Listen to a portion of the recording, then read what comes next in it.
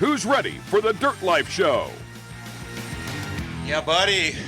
Welcome. Monday night, episode 57 of the Dirt Life Show. Tonight we have some awesome guests that we're going to talk to. We had some racing over this past weekend. And back in studio, my one of my best friends, longtime friend, Casey Peck. How's it going, bud? It's going. You have a pretty good weekend? Busy. You've been working like a dog? Yeah, I can't seem to catch up, but it's all good. I'm breathing. Is it the C19 that's making it hard, or is it just work in general? Yeah, just everything. That's cool, though, man. Life in general. I feel like the same way, though. Like, every time I seem like I feel like I'm catching up, it's like, nope, we got to work more. Right. But the best part about it is that we do have to work. And, like, when you come home, do you feel like you've really accomplished a lot? It just feels like the list keeps getting longer. Really? Yeah. You knock something off and something else. I told Courtney the other day, it's like, remember that game Connect 4? Yeah. Where you pull the bottom one out and it just feeds the next one? Yeah. And then I'm like, oh, wait, no, Candy Crush.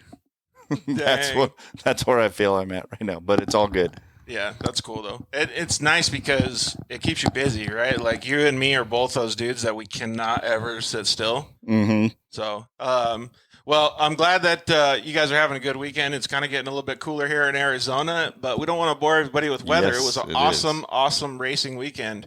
So before we get into all that, we're going to talk some pro motocross tonight. We're going to talk about Lucas Offroad Racing. We're going to talk about some fun that we had at Lucas Offroad Racing. We got Myles Cheek is going to be calling in. He did a full clean sweep of the races this weekend in the Production 1000 class at the Lucas races. He was just so fast, man. He was on fire, and his car was working really well, and he cooked some sweet stuff in the pits. Man. Isn't it funny? That's as soon as I hear his name, that's the first thing I'm Chef thinking. Cheek. I'm like, yeah, what's he cooking? There's got to be some cooking. They had like I think they're called like the grill tops. Is it hibachi? Yeah, the hibachi ones. And dude, he was out there like it smelled like, you know, you go to the races, you're like, oh, race fuel, yes, it smells so good. Yeah. Nope, there's like smells like race fuel. And he was grilling onions. He was cooking potatoes. He had I think he said pulled pork. He goes deep. He doesn't just do up carne asada. Dude, it was Chef Cheek. And he had just got done with his race or moto, and he gets back and he's cooking it up, whipping up for the crew. It was awesome, dude. That's cool. We have James Jaramillo is going to call in as well. If you remember, we talked with James a while ago. He's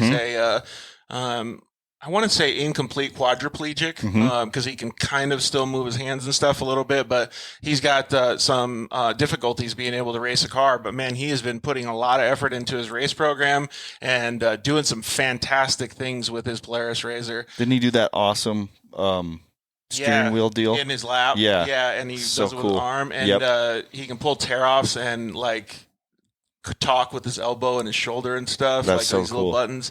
Awesome. I did a little video and it got released this morning that has some details of him getting in the car and stuff. It's just awesome. So we're going to talk with him and have a little bit of fun with both of those dudes. They both played, well, actually, RJ Anderson is going to be our featured guest. I think anybody in off-road that listens to the show probably knows who RJ Anderson is. He's done all kinds of fantastic things, man. He's the star driver of the XP1K videos, which is a Polaris RZR 1000, doing stunts, flips, all kinds of fun stuff. He's a fantastic off-road racer. He's started in UTVs, and now he's driving a Pro 4, Pro 2. Has his brother on his team racing a Turbo and a Pro Light. And, man, he just won the Crandon World Cup for the second year in a row. So back-to-back, man. That's pretty sweet. That's like winning Monster Energy Cup twice in Supercross. And doesn't that race have, like, some major history to it, too? I don't know a lot about it, but hasn't it been around? A pretty good paycheck, too. I'll bet it does. Yeah, I don't know how many years it's been around. I think 50 or maybe 51, 52 Yeah, now. geez. We can ask those guys and see what they say. But that was in Wisconsin, and he's from Southern California. So going back there and showing it, the East Coast guys how it's done is no small feat. No doubt. Because those guys live up there, drive there, everything. So speaking of Wisconsin, we're not. It's not cold for us, but who was it's saying that? Cooling down. Who was saying that? This is usually what happens. Like cold.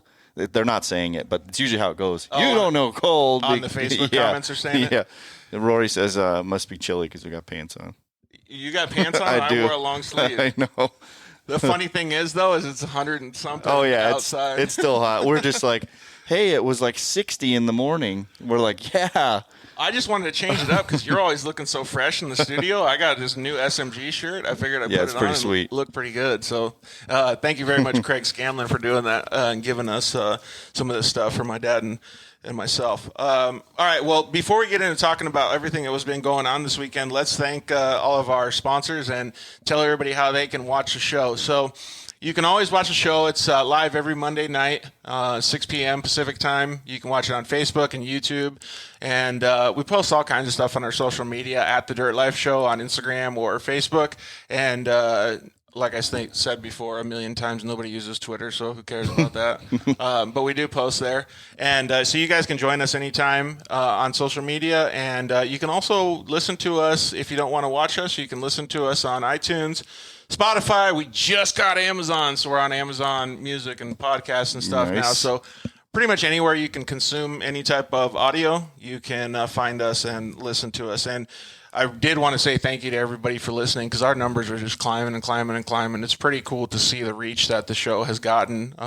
Just a couple dudes sitting in a studio talking about off-roading and having some fun. So it's pretty cool. And at the Lucas races this weekend, actually, I don't know how many people I talked to that were like, dude, it's so fun. Like I get to work on, Monday or Tuesday whenever they want to watch the show or listen to the show. And I just listen to you guys talk shop the whole time. I'm like, yep, that's pretty much it.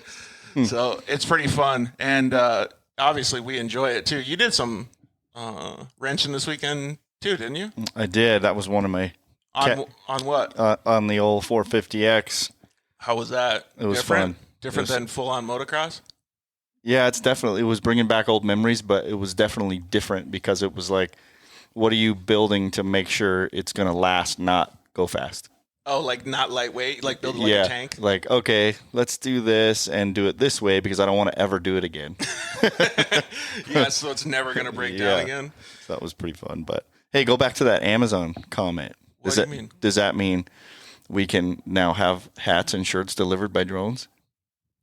I don't know. Maybe just kidding. Maybe they'll deliver us by drones to do shows at people's houses. I have gotten asked, hey, where's the rest of the shirts and hats? Really? So I definitely need to throw that back out into the air and say, we better get on it.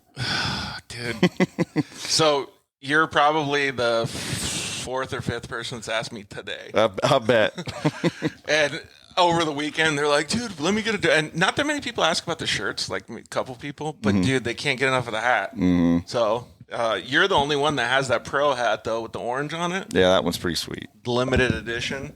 Yeah, and I guess I need to make some more hats. They're so limited, though, man. We had those hats last time, and they sold out, like, I think, what did I say, 3 hours or something? It was like they were all gone. That's why we need that drone delivery. Man, I don't know. So, yeah. I guess we should. But do I want to keep the hats limited, or do we want to keep them like... Well, I think you just do different runs. That makes them limited. Oh, like have like a special limited hat for like drivers and riders? Well, something? like maybe every whatever you do that color. Yeah, but then the other people that aren't getting the special hats are going to be all pissed off. And then they want them again. It's like my problem I have with Vans. Like That's a good point. I need that one. That's not about selling the hat. It's just about... hey, that's cool. So that's what they said. Red Bull is not a drink company; it's a marketing company. Totally. Yeah. Speaking of marketing and stuff like that, thank you very much to all of our sponsors. We really appreciate everybody joining us and just being a part of the show, man. I'll say it every freaking show, man. I feel like I'm getting old, like a broken record. But really, honestly, we owe a lot to these guys because they jumped on board at the beginning. Justin over at Shock Therapy, thank you so much. Please support the guys that support us. Use the code DIRTLIFE and save yourself a whole bunch of money on any of the Shock Therapy products, Ride Improvement Systems. Give them a call. You can call James over there, any of the guys, and say that the Dirt Life sent you, and they'll hook you up, give you a good discount on all the stuff that you need. And we've had a bunch of people go over there and get their stuff done. It's really cool. In fact, last time when I was unloading the RS1, went to go testing last week in Phoenix, and I was unloading the RS1 at Shock Therapy, and we had to do a couple things.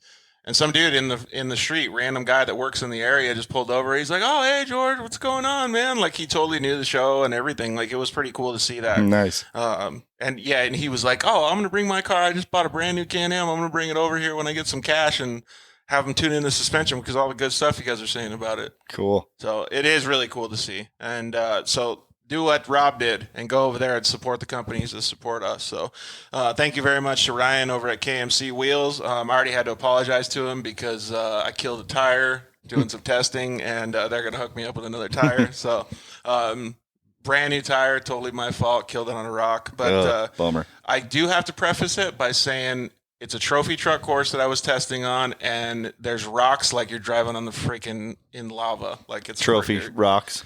Jeez, dude, they were sticking out. They look like arrowheads, like 3-foot arrowheads sticking out of the ground. Nice. So it was like dodging landmines everywhere. Nice. What's up, everybody? Sorry, we'll catch up. I promise. So let me thank the rest of the sponsors real quick, and thank you to the guys at Zollinger Racing Products. You can use the code DIRTLIFE over there and save a whole bunch of money, dude. I said it last time on the show when Joe Whining was here. The products that they make are so insane good. Like it's bar none the best UTV products I've ever seen. And I'm not just saying that because they support the show. I think pretty much like all around the growth of the UTV industry and the products coming up with that same level of quality is just bitching. Like it's crazy how good it is now. Thank you to the guys at Solderweld. We really appreciate all their help. You can use the code DIRTLIFE over at Solderweld. Like I said last show, you guys can use the code, you guys should get one of the off-road repair kits that they have. We're going to have one in the little RS1 that I'm going to drive at the UTV World Championship, so I can have safety just in case something happens. I can repair it and get going. So, yeah, Robbie Hornsby, good seeing you this weekend too, brother. You did an awesome job. Yeah, and then John Hupperts. I don't know how to say your last name, dude. Sorry, Hooperts. 3rd grade questions were great. So we did a little. You want to catch up on some of these comments first? Yeah, definitely. Hey, Grady, how's it going, buddy? Jesse Rivera. So, hey, speaking of the hats, there's our buddy, and yeah, Rory says limited editions would be so cool. Yeah, so Jesse does such a good job, man. Definitely, he's good on all that stuff. Brian Clark says shock therapy is cheating. Dude, so to go above and beyond that the shock therapy was cheating, I don't disagree with that comment at all, right? Like when we race short course, it's a pretty simple setup. Like you don't have to have that much. It's just like a rock hard setup, and you have to be able to skid around corners. Like right. So it's not that difficult. Well, let me preface this. It's not that difficult compared to the desert racing stuff. Mm-hmm. Because that stuff is so much different, right? And the things that those guys at Shock Therapy do for trail cars is just as intense because if you have 50 pounds more, 100 pounds more here, right. like all this stuff matters, right? Right. But so when we went testing last Thursday in that RS1, we went to a place called Geyser Loop. It's Geyser Brothers Trophy Truck Team, and they go and test on this loop. And when we tested the UTV, like I went through there and Justin showed me the lines to take and just kind of gave me an idea in a stock Kawasaki. We just went around and he showed me. And he's like, you can go this fast here, this fast there. And he's saying these numbers, right? And I'm like, dude, you're fucking tripping. Like, there's no way that you could go this fast down these rough, bumpy roads. Like, because there's whoops that are probably 3 or 4 feet high. Like, they're big. They're not as close as Supercross whoops, but they're as big as Supercross whoops. They're just spread apart, like going down Sand Highway or something, but taller and hard, not right. sand. And I'm like, there's no way. And he's like, yeah. He's like, in our race cars, we can go, upwards of 80, 90 miles an hour on these things. I'm like, no way, dude. No, like this little car that I'm going to get in a couple of minutes, there's no way I can go that fast. So I go out there and I'm like, okay, I'm going to cruise around for the first couple laps. I start going and he put some Fox RC2s is what they're called on this car. They're nice beefy shocks and they're all like super cushy. The setup's all like everything's dialed. And I get out there and I'm going like 40, 50 miles an hour. And I'm like, dude, like this is not that bad. And like my head's still not the greatest, But I'm like, this is making it easy, way easier for me. Like if you got in there, you would just go full wood probably.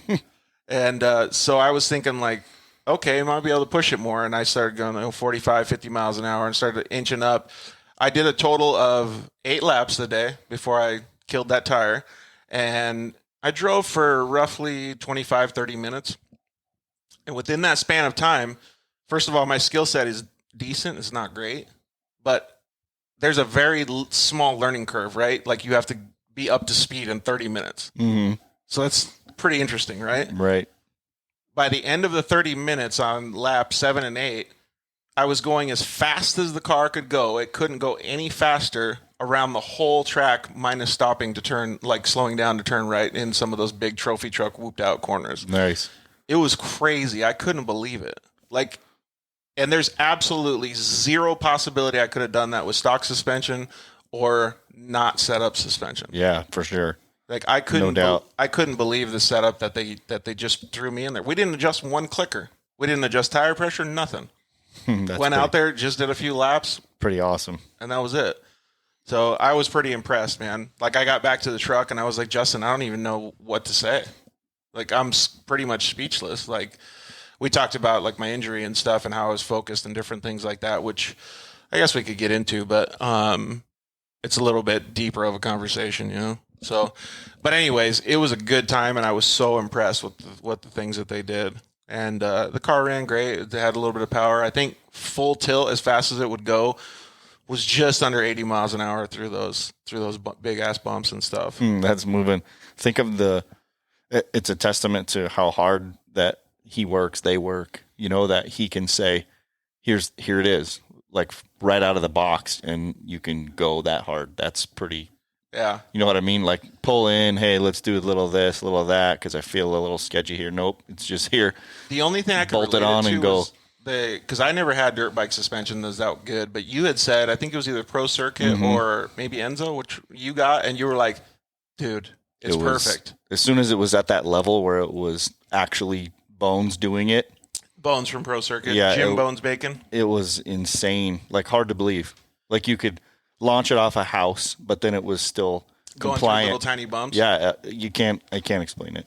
It's pretty bitchin', man. But to go back to what I was saying before about the growth of the UTV industry, like it's insane. Like it blows my mind that I can take a car over to him, not tell him anything. Like he just knows. He knows me though, but he knows what we're gonna do with it. He knows that I'm gonna push the limits of it, and he just sets it up. Like didn't adjust the clicker. Well, and even so that's awesome in that race environment. But even more to where you were going with the Weekend Warrior, like. They probably know, yeah, it's a 4-seater. Okay, yeah, you're going to have an Igloo to the back or a Yeti in the side or whatever, and they know all that stuff. Yeah. So it's going to be equally as good and enjoyable for Weekend Warrior number 9, 10, and 11 as it is for what he knows to do for a racer. And I guarantee every single dude is the Robbie Gordon at their camp, and they have to make their wife happy. Right. So those are the two biggest qualifications, perfect. Right? Yep. But so not just to talk about shocks, but it was pretty cool to be like to be out there at the track and have everybody around and just having a good time, right? Like you remember how fun it was to go practicing with all your buddies? Well, it kind of felt the same way. Like so the camaraderie and the atmosphere really, really got me interested. I was stoked, dude. Good. So that's awesome. It was pretty cool. But anyways, yeah, so we also did some fun stuff this weekend. We saw everybody at the Lucas Offroad races. James Jaramillo, like I said, is going to call in here in a little bit.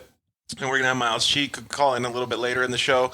But it was just cool to see everybody. Like, everybody asked me, oh, don't you want to race? And I'm like, dude, I'm having a great time just hanging out. Like, it's awesome to see everybody and have the camaraderie and just the happy feeling that everybody's got there. Almost like a homecoming, right? Yeah, exactly. So it was pretty cool. And we'll try to see if we can fit in the pro motocross talk too over like fit it in with all this good off-road racing that we've had. So I think James is actually calling in right now. Let's see if we can get him on the horn. Is it working? Should be. All right. So get out of there. Press on the middle of the screen real quick.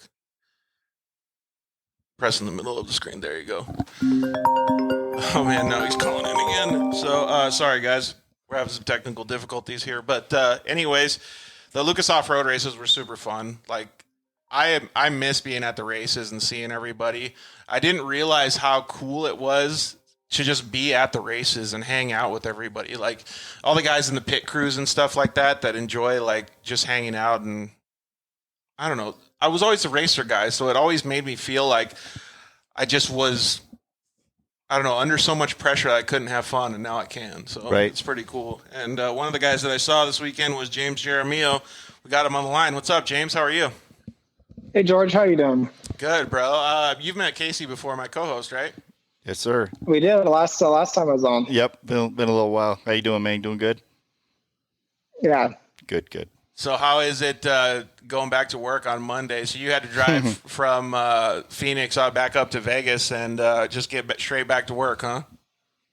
We did, yeah. Luckily, since the race was so early in the morning, it wasn't like you had to do a late night drive and make it back at 2:00 and then get up early and go back to work. So we got back last night our race was 11:00 and we got on the road by noon, made it back home, all unloaded and everything by 7. And I've never come back home to Vegas in the summer feeling like it was a relief to be in cool weather, except for this time after I came to Phoenix. Way to insult Arizona right off the gate, dude.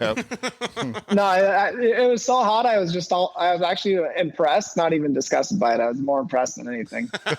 So it was, it was definitely a warm one out there.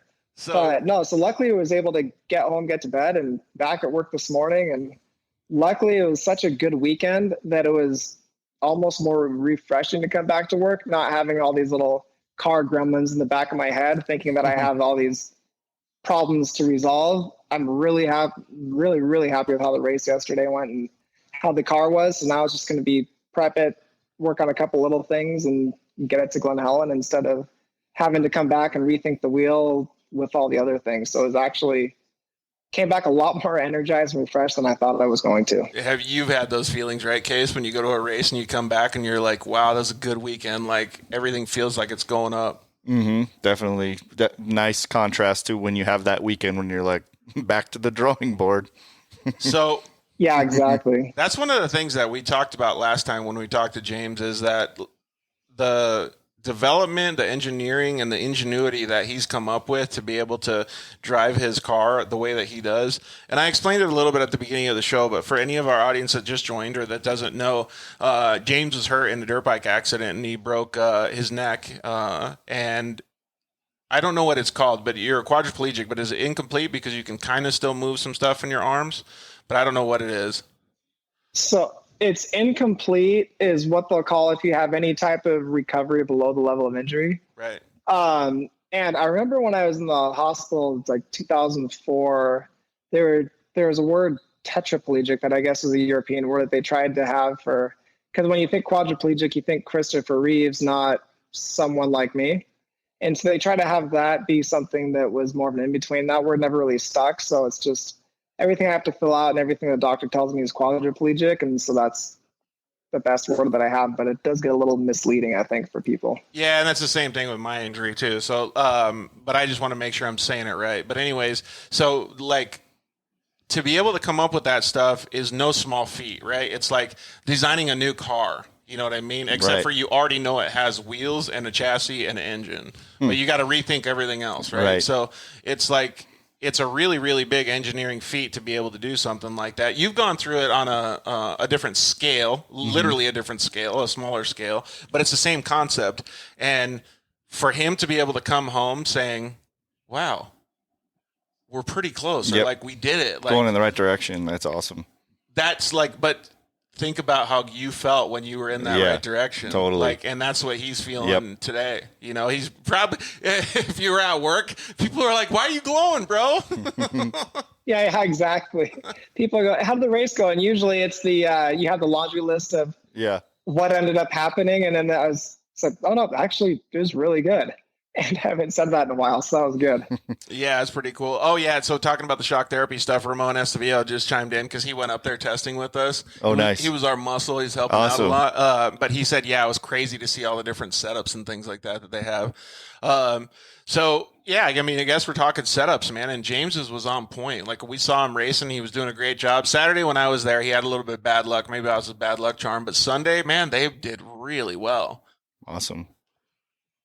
Yeah, the car worked awesome. And I think with the way the track was laid out, it's just a shorter track. And the Polarises, I feel like, just work really well, a little bit tighter. And the Yamahas work pretty good when it's more spread out. So, which makes it fun for the class, because for a while it seemed like one manufacturer versus another was the one that just took over. But it's cool having a smaller track and having a couple of the tracks where the Polarises will work good and a couple of the tracks where the Yamahas will work good. And it's going to make a better manufacturer's class, I feel like. So I'm excited about it. And my car worked phenomenal throughout the weekend. Like the corners were good. It was super stable everywhere. It was just a really stable, good platform car. And I was shocked with the stuff that it could help me get away with, especially in the, with all those tight rights. The way that it's laid out and the way that we have it set up is just, it didn't feel bikey at all. It was an awesome setup. It worked out really good this weekend. Yeah, so Case, I don't know if you have ever been to WIldhorse Pass, but any short course track, it's mostly like left-hand turns. This time it was all right-hand turns and one left-hand turn. Oh, wow. They ran it backwards and changed the track up a little bit. Yeah, that'll throw a wrench in the spokes a little bit, huh? I heard so many people complaining about the track, but I mean, it was it raced well. It was pretty one line, but it raced decent. Yeah. So, but like James was saying, like when you're in a position like him and you're used to putting your body in a position where you're doing G forces on one way or the other way. It was probably difficult for him to get used to it, but to be able to say that the car was able to suit him properly for that was pretty cool. Have you ever used a monitoring system or a satellite system on your car to be able to tell how many G forces and what the speeds and stuff that you're doing are? Yeah, I have that AIM system on there, and so I've been tracking that a little bit. I actually started looking at it over the weekend more because I was talking with a guy out there that does some brake pads, and he was talking about just different tire compounds and how many in road racing they rate them by how many G's the tire can take before it lets up. Wow, cool. And I was thinking, oh yeah, we can track all that on our AIM and on our AIM data. And for dirt, it's obviously just more if you want to kind of go down that path, and it's they throw a little water on the track and that changes everything. Right. So I was just curious on the drive home, going through the on the laptop on the data, just see what it was. And it was cool just seeing what the G's were on the corners versus when you get on acceleration, what it puts you back in the seat versus what you get going forward when you're on heavy brake or coming into some of those jumps. So it was some of it was less than I thought, but some was actually a lot more than I thought. Yeah, what was some of the highest G's that you pulled? Because I have a comparison that I want to see if you were about the same. So mine, and this was just running probably, I just glanced at it for 13 laps on our main race. It was left and right were both even at like 1.6. Going forward, say like facing into a jump was about 1.7. And coming back on throttle was 7.5. Or sorry, it was like 3/4 of a G. Yeah. And I don't quite know what any of that means because I'm not a chassis tuner. I'm not a shock guy, but I just thought that was interesting. And I know when I've rolled, we've seen crazy high G spikes. I forgot what the number was, but it was well, when you hit cage first, that really sends the G meter way up. Dude, yeah, fully. I bet. There was some G forces that we recorded that were, and this was just during races, like going into corners and stuff. And this was before the Hoosiers started, so it was a lot more sticky with the tires. And they were upwards of 7 and 8 going into the corners. Really? Yeah. Well, I got to work on my corner speed then. Dude, it was crazy. Like, we couldn't believe it. I looked at it and I was like, no way, this is wrong. And then I kept looking at it. It was consistent, the same. And I was like, Jesus, man. Was it dry track or wet track? I think these ones were at Glen Helen, so it wasn't like pavement. Okay. Like, it wasn't all blue grooved blue up. groove. Yeah, it was. The blue groove, I think, does two things. Like, depending on how hard your entry is, you can slide it on it. But at Glen Helen, it's really bad because you catch ruts like right away. So it's real sticky and like, so instead of going smooth through the corner and like sliding, sometimes you stick. So like I think it could have been maybe 1 or 2 G's, and then right when it stuck, like that's when it spiked. Tries the to G's. whip. Yeah. Then that's when it spikes the G's, and you Makes only sense. feel it for Yeah. Maybe a quarter of a second, but Right. it was recorded on the data. So Sure. it was crazy, but that's cool though. And my point with all this G's talk was that not only does he have to have all these different mechanisms to be able to drive the car, he can record all the data and see that it's that gnarly. Mm-hmm. Pretty bitchin', right? Definitely. And he can do it. Like his body is still doing it. Heck so yeah. I think that's pretty cool, man. Well, did you guys have a pretty good time this weekend then? I saw your crew there. They had a good time. Yeah, we all had a great time. It was good to get out of town. It was good to, I mean, you met my dad, so it was nice to just spend time just hanging out with him in the motorhome because we don't really get that often in Vegas. It was especially ending on a successful weekend, that always makes it better. But it was a little bit of a smaller group than we would normally want to bring with us. I have some friends and family that live in the area that would be fun to have come out. But obviously with the no fans rules, they couldn't. So it was less people than usual, but it was just a good weekend, and it was exactly what everybody needed.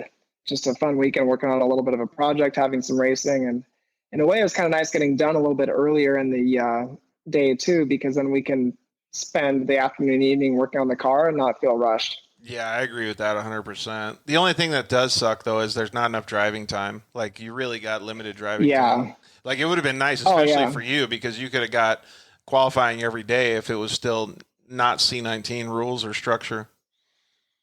Yeah, exactly. And I was even just talking with the guys, too. It would be kind of cool almost if they did a 2-moto format, like a early morning round, and then you do a evening one, especially for the fans.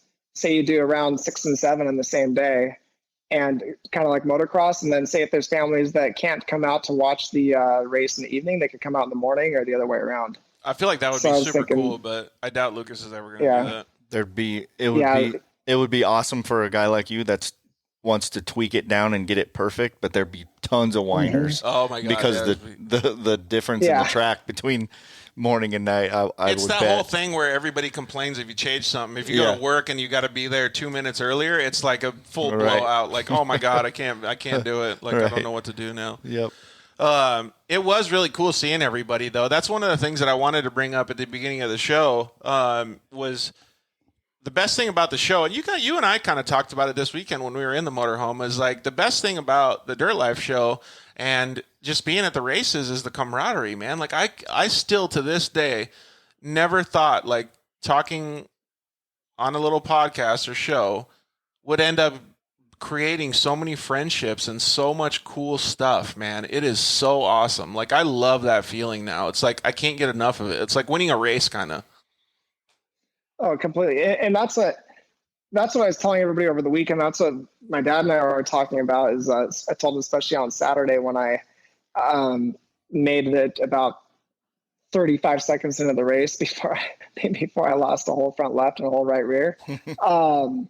I said, well, sorry to kind of ruin everybody's day for coming all this way for 35 seconds of race time. But we were both talking about how it's really just so much more about the process and the relationships and the friendships. And I think because it's so hard, it's something that most people wouldn't want to put all the effort in to do it, take the time, just the expense, just everything into it, that everyone that's out there just really appreciates each other for sticking through it and doing it. And you have a lot of commonalities without knowing it, and you end up finding lifelong friendships really with just seeing each other a couple hours every couple of weekends, and those stick forever. That's what is 100. Yeah. Well, it's like turning wrenches creates friendships. Like, cause all the guys with RC, like even Tyrone, I think he does that a lot. Yeah, for too. sure. Yep. So it's neat to be able to see that. And like everybody that comes on the show turns wrenches or does something, you know what I mean? It's pretty badass. Yep.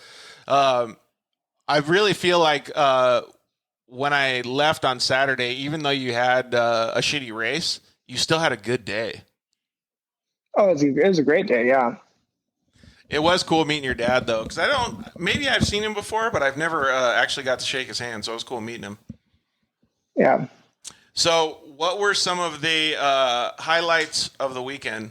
I know one of them for me, and I'm going to say it, but go ahead and give me yours. So a highlight of the weekend was for sure my finish on Sunday, it's exactly what we all needed as a team. It was a 7th place finish. I've never done that good. And it wasn't even, I mean, I take that back. I've placed better in the regionals. I've placed better in the works race, but in that series, I've never placed that good. And I've always just been in the back, just doing my own thing, trying to work my way into it and hoping I could keep people on the lead lap. And I was a couple tenths off of 5th. And then at the end of the race, it was just a couple seconds. And there were some pretty decent battles going on that it wasn't that necessarily I was slower. I just don't really have that racecraft developed of how to work through people as good as I probably could. So I didn't want to put myself in a position to crash out. And the car worked great that race. We didn't have any little mechanical issues. I didn't have any issues like with my roll-off system or my radio. You know, every race you always have some little bug that's your radio gets stuck on, or the spotter radio shuts off, or just some weird thing that just makes it uncomfortable. Just everything worked great in the car. There was nothing goofy that I had to really work around. And I think as a team, from building that car from frame up starting in November to now we're 7-8 rounds in, and this was like the first time that it was just perfect, to the point to where I'd say, okay, we don't need to really reinvent the wheel anymore. We just prep it and use it.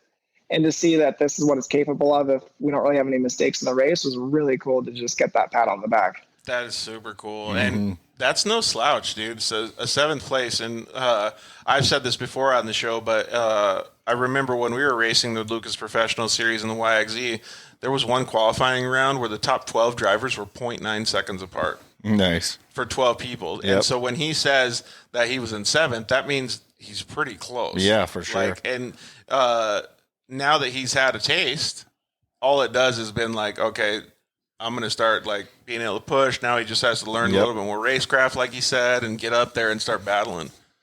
Like, what was this when you first started having those feelings? Like any type of racing, RC car racing, dirt bike racing, how did it feel for you? Exactly how I can see it in his attitude right now. Exactly like that. You're just like all those late nights of wrenching and all that, you know, sacrifice of whatever you're sacrificing, so many things. Now I can't go out, you know, to dinner with my buddies tonight because I got to go do this. And, you know, all the things that you put aside, you don't talk about it. You just put your head down and make it happen. And then when it finally starts to work and gel, yeah, it's the best feeling ever, for sure. For real. Well, we got Myles Cheek's going to call in, James, so I don't mean to cut you off, but that's bitching that you had such a good weekend, dude, and I'm so stoked for you. Yeah, good. No, it's fun seeing you out there, too. I was happy to see you. Are you going to make it out to Glen Helen?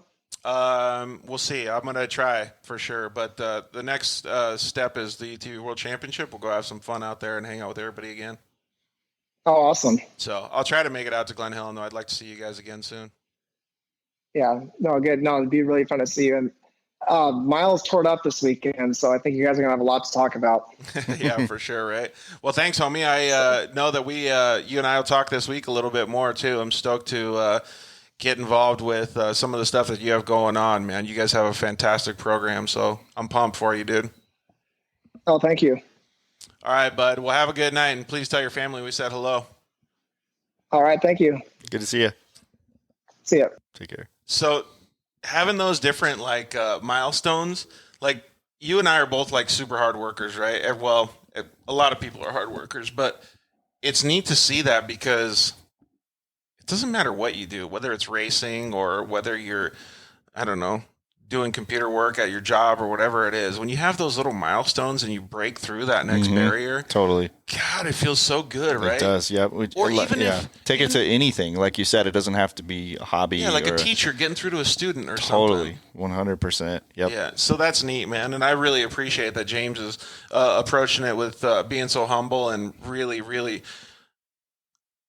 James needs Tyrone's suggestion here. You need a winning at life swag, stickers, hats, and shirts, and that's James for sure. Dude, as well. Well, we have that campaign winning at life. That's why he's saying that. Yep. So I definitely agree with that. I was actually thinking of getting some T-shirts made that were of the same, maybe Perfect. hashtag winning at life or something. There you go, Tyrone. Perfect. I haven't really thought of what the design would be yet, though. So we got Myles Cheek calling in. What's up, Myles? How are you? Speaking of tacos. Oh, looks like we lost him. So, so he cooked up some pretty awesome stuff this weekend. So we'll have to see like what he had on the plate, man, because he really did. He cooked up some awesome stuff.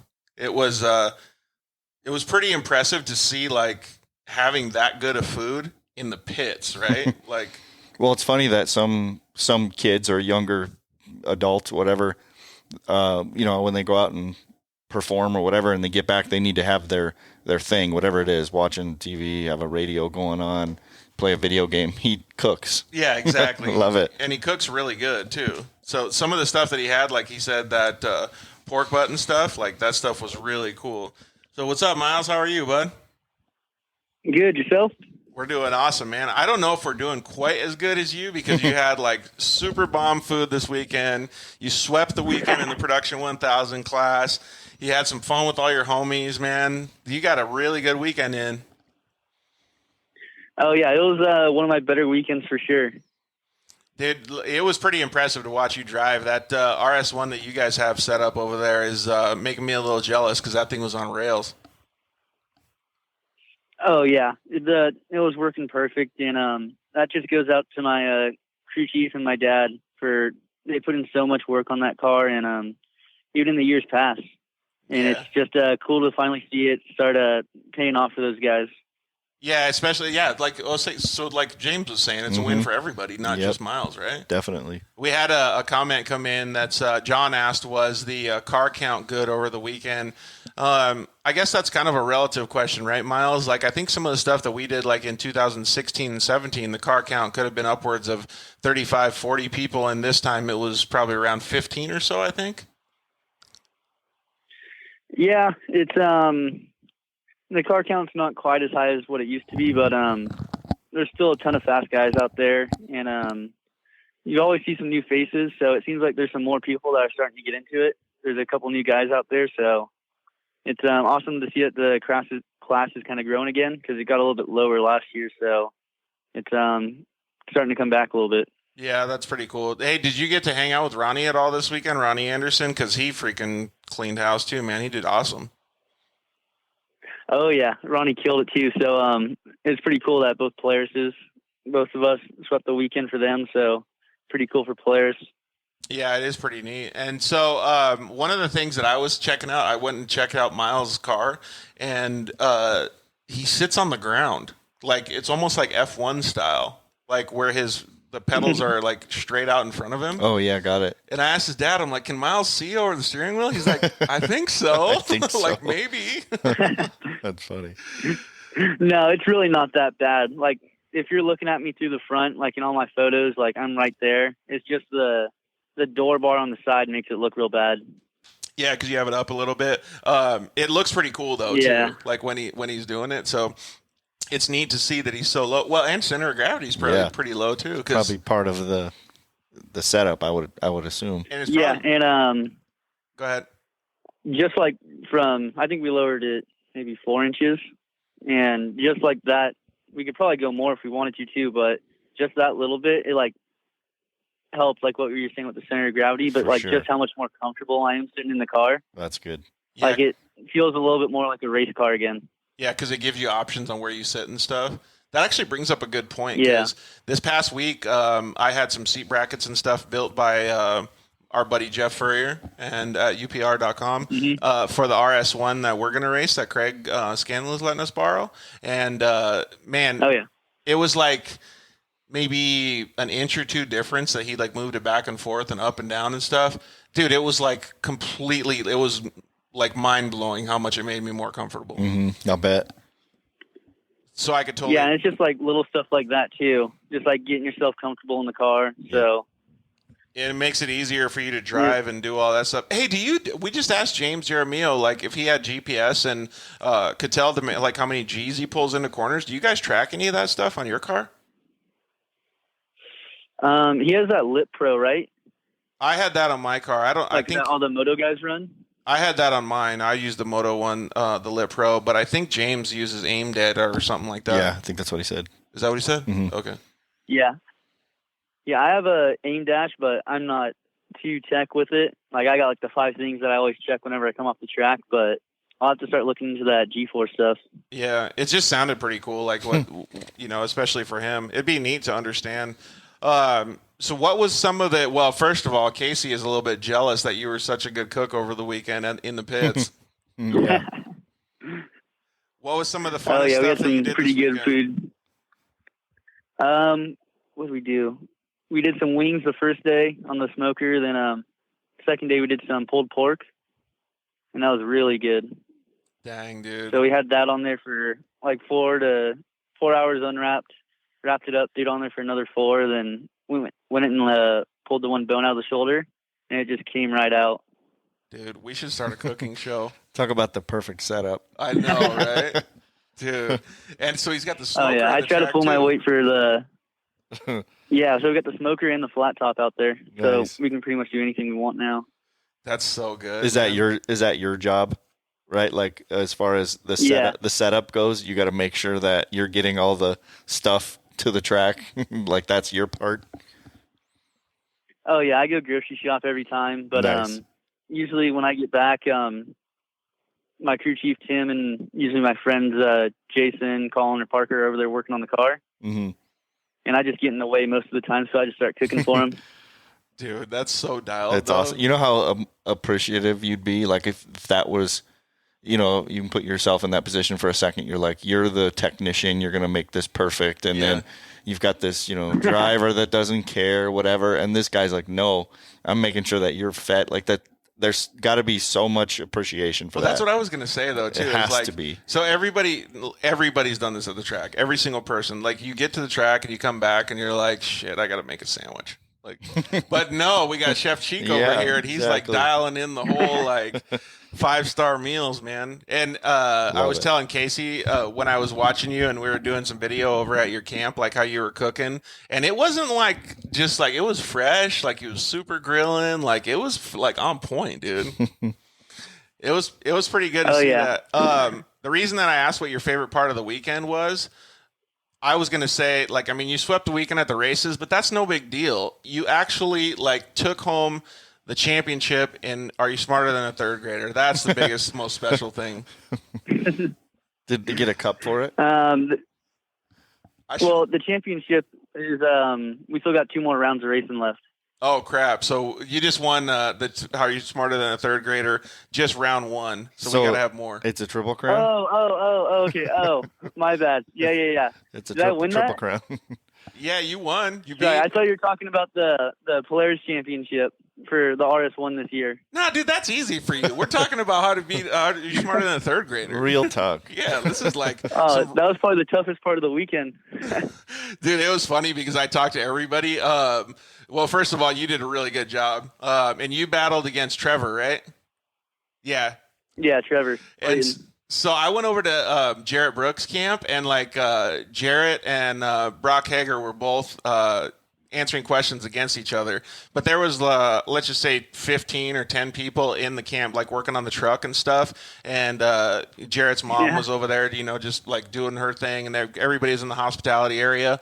And all of a sudden, everybody stops working on everything and joins in all these questions, dude. We were asking questions and doing stuff like how to be smarter than a third grader for probably, it was probably 20, 30 minutes, man. Nice. And they just all start chiming in. Dude, it was crazy. It was everybody was chiming in, all the wrenches, everybody. And honestly, man, nobody could compete with Jarrett's mom. She smoked everybody.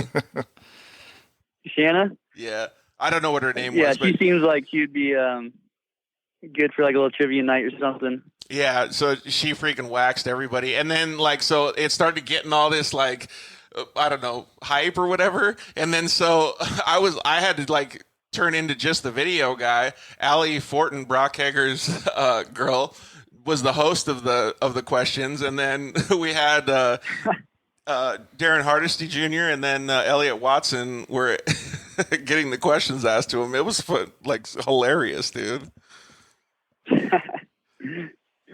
Oh yeah, I need to watch that whole video. I only watched me and Ronnie so far, or my segment, and Ronnie and RJ's. Yeah, so I'm going to ask RJ how he felt about it too, because he took home a victory too. He barely beat Ronnie, squeaked it out at the last second. Oh yeah, a little comeback. Yep, pretty much. So I thought it was pretty fun. And then you know who Caden Danbury is, right? Yep. So Caden wants to do it at the UTV World Championships, and he wants to come up with some questions and stuff too. So that'll be pretty fun. Oh, that'll be good. I think it's gonna be cool because like they're surprisingly hard. Like there was first grade questions, second grade questions, and third grade questions, and they were surprisingly difficult. Myles nailed it, but Do you have to graduate from the first to go to the second? I don't know. I was trying to like throw them around, like just like because they're all. I don't know. Did you think they were hard questions, Myles, or no? No, they weren't too bad. It was just like some of them. It's like you think you know the answer right at the beginning, but then like you have to wait until the end to hear it. Like the one with who lands on the moon first.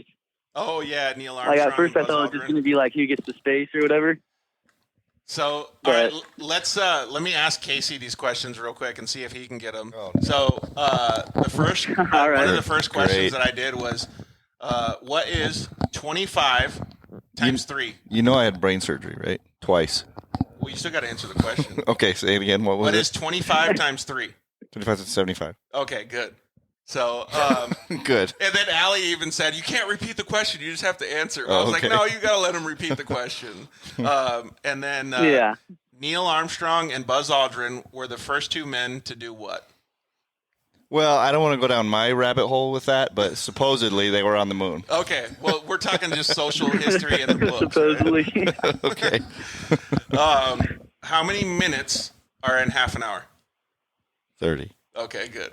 So I think you could have a good battle on your hands here, Myles, because he's answering them just about as fast as you did. Some of the other guys were having a little bit of trouble, but it was so cool to see everybody so happy to like play a game. Yeah, like that. that's cool.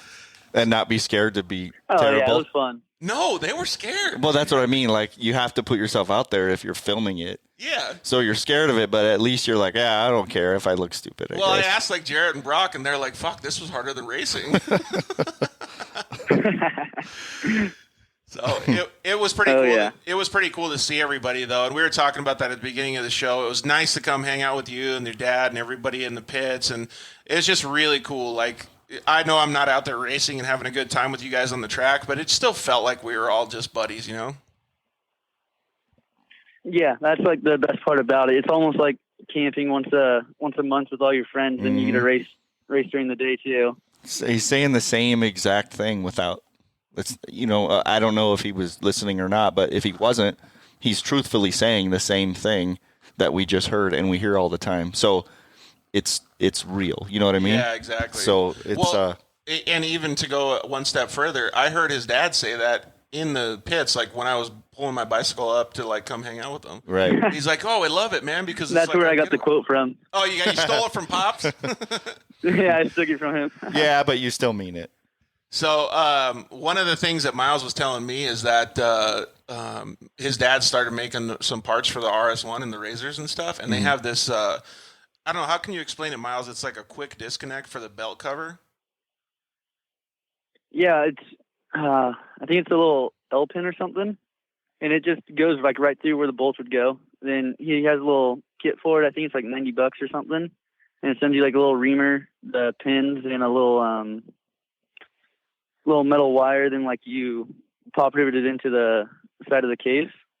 Yeah. But once you have it on there, it's literally 2 pins and it's off. It takes you no more than 2 seconds to pull the thing right back off. Oh, Put it that's back awesome. on. I thought that Nice. was dialed though, Yeah. for guys on trails. But he was like suggesting that I buy one of those from him because for the UTV World Championship, just so I don't have to like sit there with the wrench or totally. something. I could just pop it off and then switch it out real quick. Especially when every second matters when you're trying to. I mean, okay, you're not racing, you're in the pits, but there's so many other things to be worrying about. Yeah. Why Well, not? like driving? Yeah, or cooking, or Yeah. Yeah, it's good for being the a third grader. No, like that thing's good for like the works guys or the best in the desert guys Yeah, totally. that still have like a little bit of a long race and they just got to change that belt out quick. Mm-hmm. I got to get with you and your dad and see if I could buy one of those from you guys. Oh, Devin X just said it was RJ already on. No, RJ's going to come on just after the commercial break. We're having some fun talking Lucas stuff right now, and we're going to ask RJ some of the same questions. But, man, it was really good seeing you and all the boys, and I really thought, like, when I saw you, One of the first things that I thought was, I've seen you a couple times at the races since then. My vision wasn't as good, but I started thinking about some of the battles that you and I have had before, coming through the years, maybe 2017-ish. The driving style that you have now, the racecraft that you have now, the technical ability that you have now, it's pretty impressive, dude, to see you growing up to be such a great driver, man. So you should give yourself a pat on the back. Thank you. It really means a lot hearing that. Yeah, it's cool, man. You should definitely do that. Do you ever see, like, when you watch film or video and stuff, do you ever see, like, oh, I could technically do this better, but, 2 years ago, I didn't do it near as good? Yeah. I'm pretty hard on myself when I go back and watch film, so I try not to too much. It's kind of easier for me if I just go, like, race to race and not watch too much of it. But, when I do, it's, I see like every little thing and I usually remember it. So it's like on lap 4, my car did something this in this corner. Then like, I'll be showing my dad from like what I told him back at the pits right after. And it's like, oh, like you see, like, it's like almost even hard to see sometimes, like just little stuff that the car does. So like, we'll look at it back for like, why did the car do this or same stuff. Like if I'm making mistakes, I'll go back and look at it. Yeah, that's super cool, man. Well, your dad just chimed in on Facebook and said my kit is on the way. Well, dude, that's pretty badass. What? Nice. Talk about customer service. Yeah. Hey, we talked about Amazon. Yeah, that's true. And here it is 30 seconds later. Yeah, I don't know if you heard us, Myles. We were talking kidding. about like what we could do to Thanks, Chuck. Yeah, thank you very much, Chuck. Like to get, we just got an Amazon Music. Like the podcast is out there, so people listen to it all quick. And Casey was like suggesting that we make more Dirt Life hats and have the drones drop them off. Your dad's already like, oh, there you go. Your dad's already getting on it, man. Drones on the way. So, oh yeah, like I said, man, it was pretty impressive to see you drive. Like those YXZs have had you guys covered for a couple years now, and to see the amount of speed that you've gotten out of these Polaris cars and the driving ability that you have now to be able to put it on them like you did this weekend was impressive, dude. It really was. Thank you. Yeah, it's just been like the last 2 years. It was so tough because they finally changed the weight rule this year, and it's really like you want to do the math, they have to add a little bit more still, but we won't talk about that. So like the last 2 years was crazy tough for us, and just getting the finishes that we did, like last year we didn't even get a win, but it was just so tough for us, and they finally changed a little thing for us, and it really hasn't made too much of a difference. Like my times and Brock's times are really only 0.2 apart when you look at them. Well, yeah, and especially like when you talk about tracks, because there's tracks like this weekend, like your car did good, but they're like next weekend, his car could do way better. Like it's so even right now that it's like nobody should be complaining. Like it's really good the way it is. Yeah, and then at Missouri, Brock has the track record there. Yeah, so he still has me by 0.2 there. So I think the weight rule right now is honestly perfect. Yeah, I really don't see a problem with it, but. Well, and we'll see what they end up doing. Yeah, exactly. And like you said, like you got your served up to the Yamaha served you up the last couple of years. So it was, now it's nice that they have the rules. You know what I was thinking though is it'd be cool if they did that with like to get some more like Honda guys in there, like the Cowie guys in there, like kind of evened it out a little bit. I think it'd be pretty sweet if they could do that. Yeah. Yeah, because I think the Hondas are a little bit overweight right now, too. They need to drop their weight down a little bit. Then once they do that, they'll be right there with us. That would be super cool. Like have more of like a Chevy Ford Dodge battle kind of thing. Like it's always good to have that competition. But yeah, man. So we could talk about get some more brands out there. Oh, one of the things I was going to ask you, dude, like I wanted to put you on Front Street, like, and especially if Rhett Carpenter's listening, are you going to make it out to Texplex? I hope to. I want to. Dude, I'm saying if you like riding dirt bikes and you could just take that car right out of the Lucas trim and go over to Texplex and rip, dude. You would love it. It looks like a ton of fun, and their payout is it really makes you think twice about, or not think twice, but like it makes you want to go over there for sure. Yeah. And but more importantly, can you cook? So and Tex-Mex? That track looks so badass. Dude, I don't know if we Tex want. Mex, I can try. I don't know if we want Of course you Myles can. switching it up. Of course dude. you can. The things that he was cooking are off the chain, man. Super good. All right, homie. Well, we got to get RJ Anderson on the show right now, so we'll let you go. But thank you very much for inviting me into the campsite and having a good time with me this weekend. You guys did a great job, and thank you to your dad and the crew as well. Of course. Thank you. Thank you again for having me on. Always a pleasure. Yep, same here. Always a pleasure to chit chat with you and talk about food. I know, right? I feel like I'm back at the races. All right, homie. Oh, yeah. It's awesome to follow the development too, right? The young up and comer making it happen. That's exciting for me. Yeah, So, following the development, like I had never actually seen him flipping the spatula, like turning wrenches. You know what I mean? Like Yeah. I'd never seen him cooking. And in his element. Yeah, so this time I got to see him in his That's element. cool. I was truly impressed. Love man. it. So, Oh, yeah. good on you for kicking ass this weekend and whipping up some good food, bro. We'll see you soon. Thank you, boys. Have a good one. So yeah, You you too. Man, that was cool to talk with him and reminisce a little bit about the weekend. It's this whole dirt life everybody lives is this camaraderie. It just overwhelms everybody, right? It's so awesome. And thank you very much, Chuck. I really appreciate it, dude. You're an awesome human being for helping out with the RS program. CMI, it's the name of his company. And they make all kinds of cool stuff, man. They make hubs and spindles and everything. So Nice. thank you very much, dude. We're going to go to a quick commercial break. We're going to get RJ Anderson on the line. We will be right back.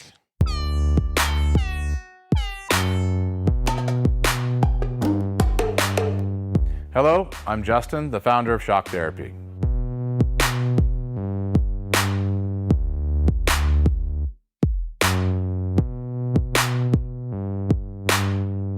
Shock Therapy has been around for 5 years, but we have personally been tuning suspension on off-road cars and race vehicles for over 25 years. We tune between 10 and 15 cars per day, every single day of the week.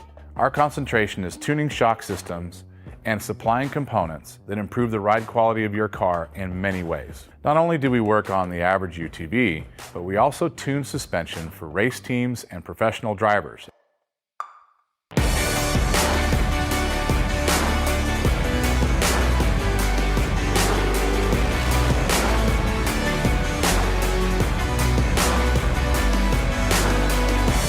We currently tune for over 87 race teams in Best in Desert and Score.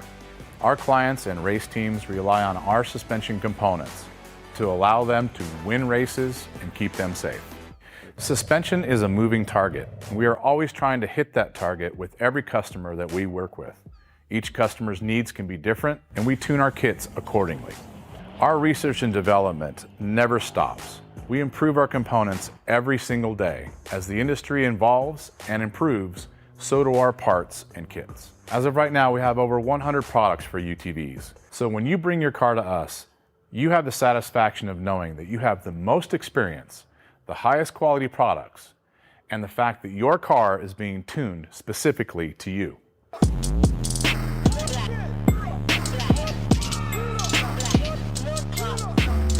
Zollinger Racing builds the best aftermarket products available.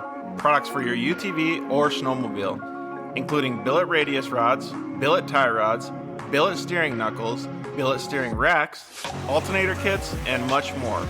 All manufactured in the United States in-house at their headquarters in Nibley, Utah. Travis Zollinger and his team test in some of the most brutal conditions, racing in places like the Best in the Desert Mint 400, Ultra 4 King of the Hammers, UTV World Championships, and many more.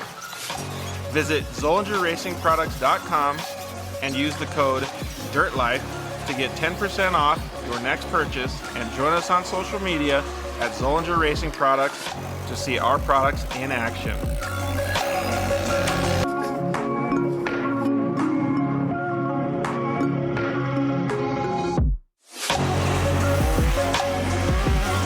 Zollinger Racing, the best products, period.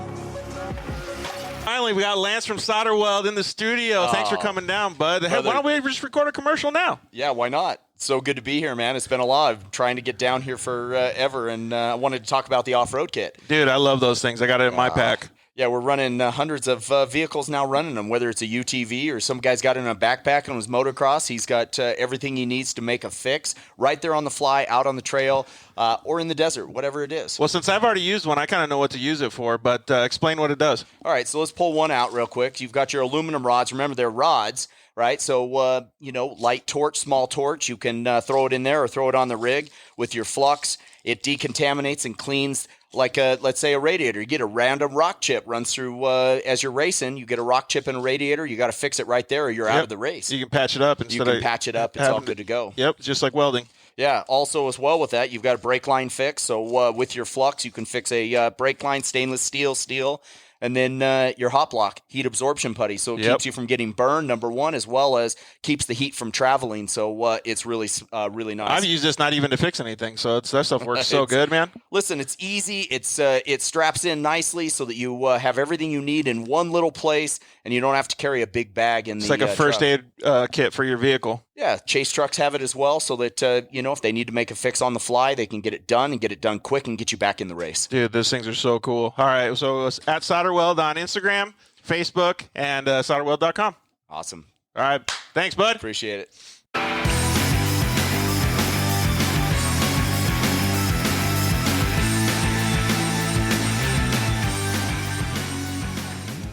Yeah, we're back. Episode 57 of the Dirt Life Show. Again, thank you guys very much for joining us tonight. We hope you guys can interact with us and have some fun with us asking our featured guest. He's the, back-to-back champion of the Crandon World Cup. He's the star and the crazy stunt driver of the XP1K videos. He's an off-road racing champion that has done so much, man. He's done so much for the UTV industry. He's helped it grow. He's done all kinds of stuff for Polaris, man.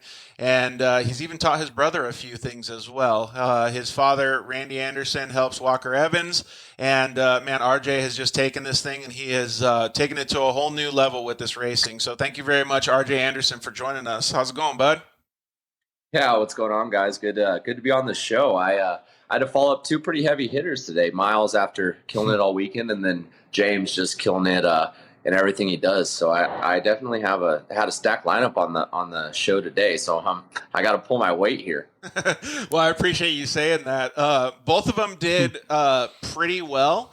The questions weren't quite like you had a couple more questions for how to be smarter than a third grader, but James Jaramillo, he pulled out the victory in that, and Myles actually pulled out the victory in his as well against Trevor. So how does it feel? First question of the night. How does it feel to have, like you had a good weekend at the Lucas Offroad races, but to come home with the cup of how to be smarter than a third grader against your brother? Like, I got to know, man. Yeah, top step. That just shows his age. He should have been smart enough to stop while he was ahead, but he gave me the opportunity to make a come from behind. And those last two questions, I just got him. Yeah. So really, I gotta say, it's his lack of experience in the trivia field that he let me get those two extra questions. He doubled up. I pounced on him and was able to pull that lead out. There was a couple that actually stumped me. I was a little bummed. I didn't know I had no idea that we were given the Statue of Liberty from France, so I didn't know that one.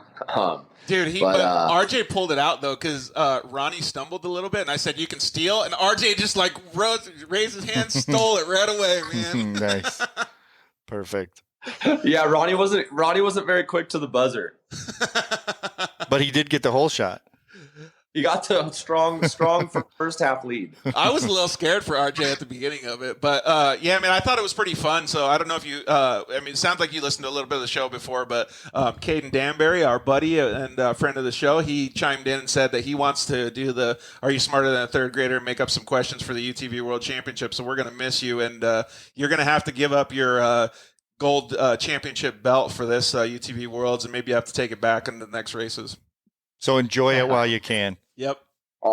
I'll be happy to pass it down. I'm glad I had to battle only Ronnie. I would hate to have to go up against Caden or someone like that. So they'd really show my age. Dude, there was two moms in the pits. Becky Lemming, and then I forgot what Jarrett Brooks' mom's name is, but both of them were freaking geniuses, man. They were knocking out these questions like nobody's business.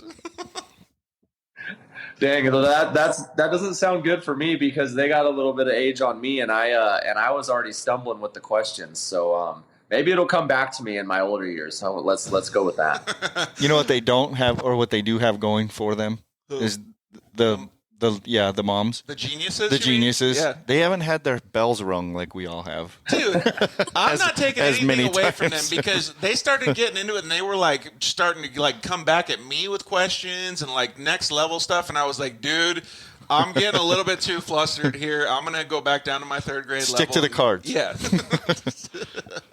So, well, thank you very much for hanging out and letting us do that with you and your brother this weekend, man. So, before we talk about a little bit of your accolades and stuff, how was this weekend?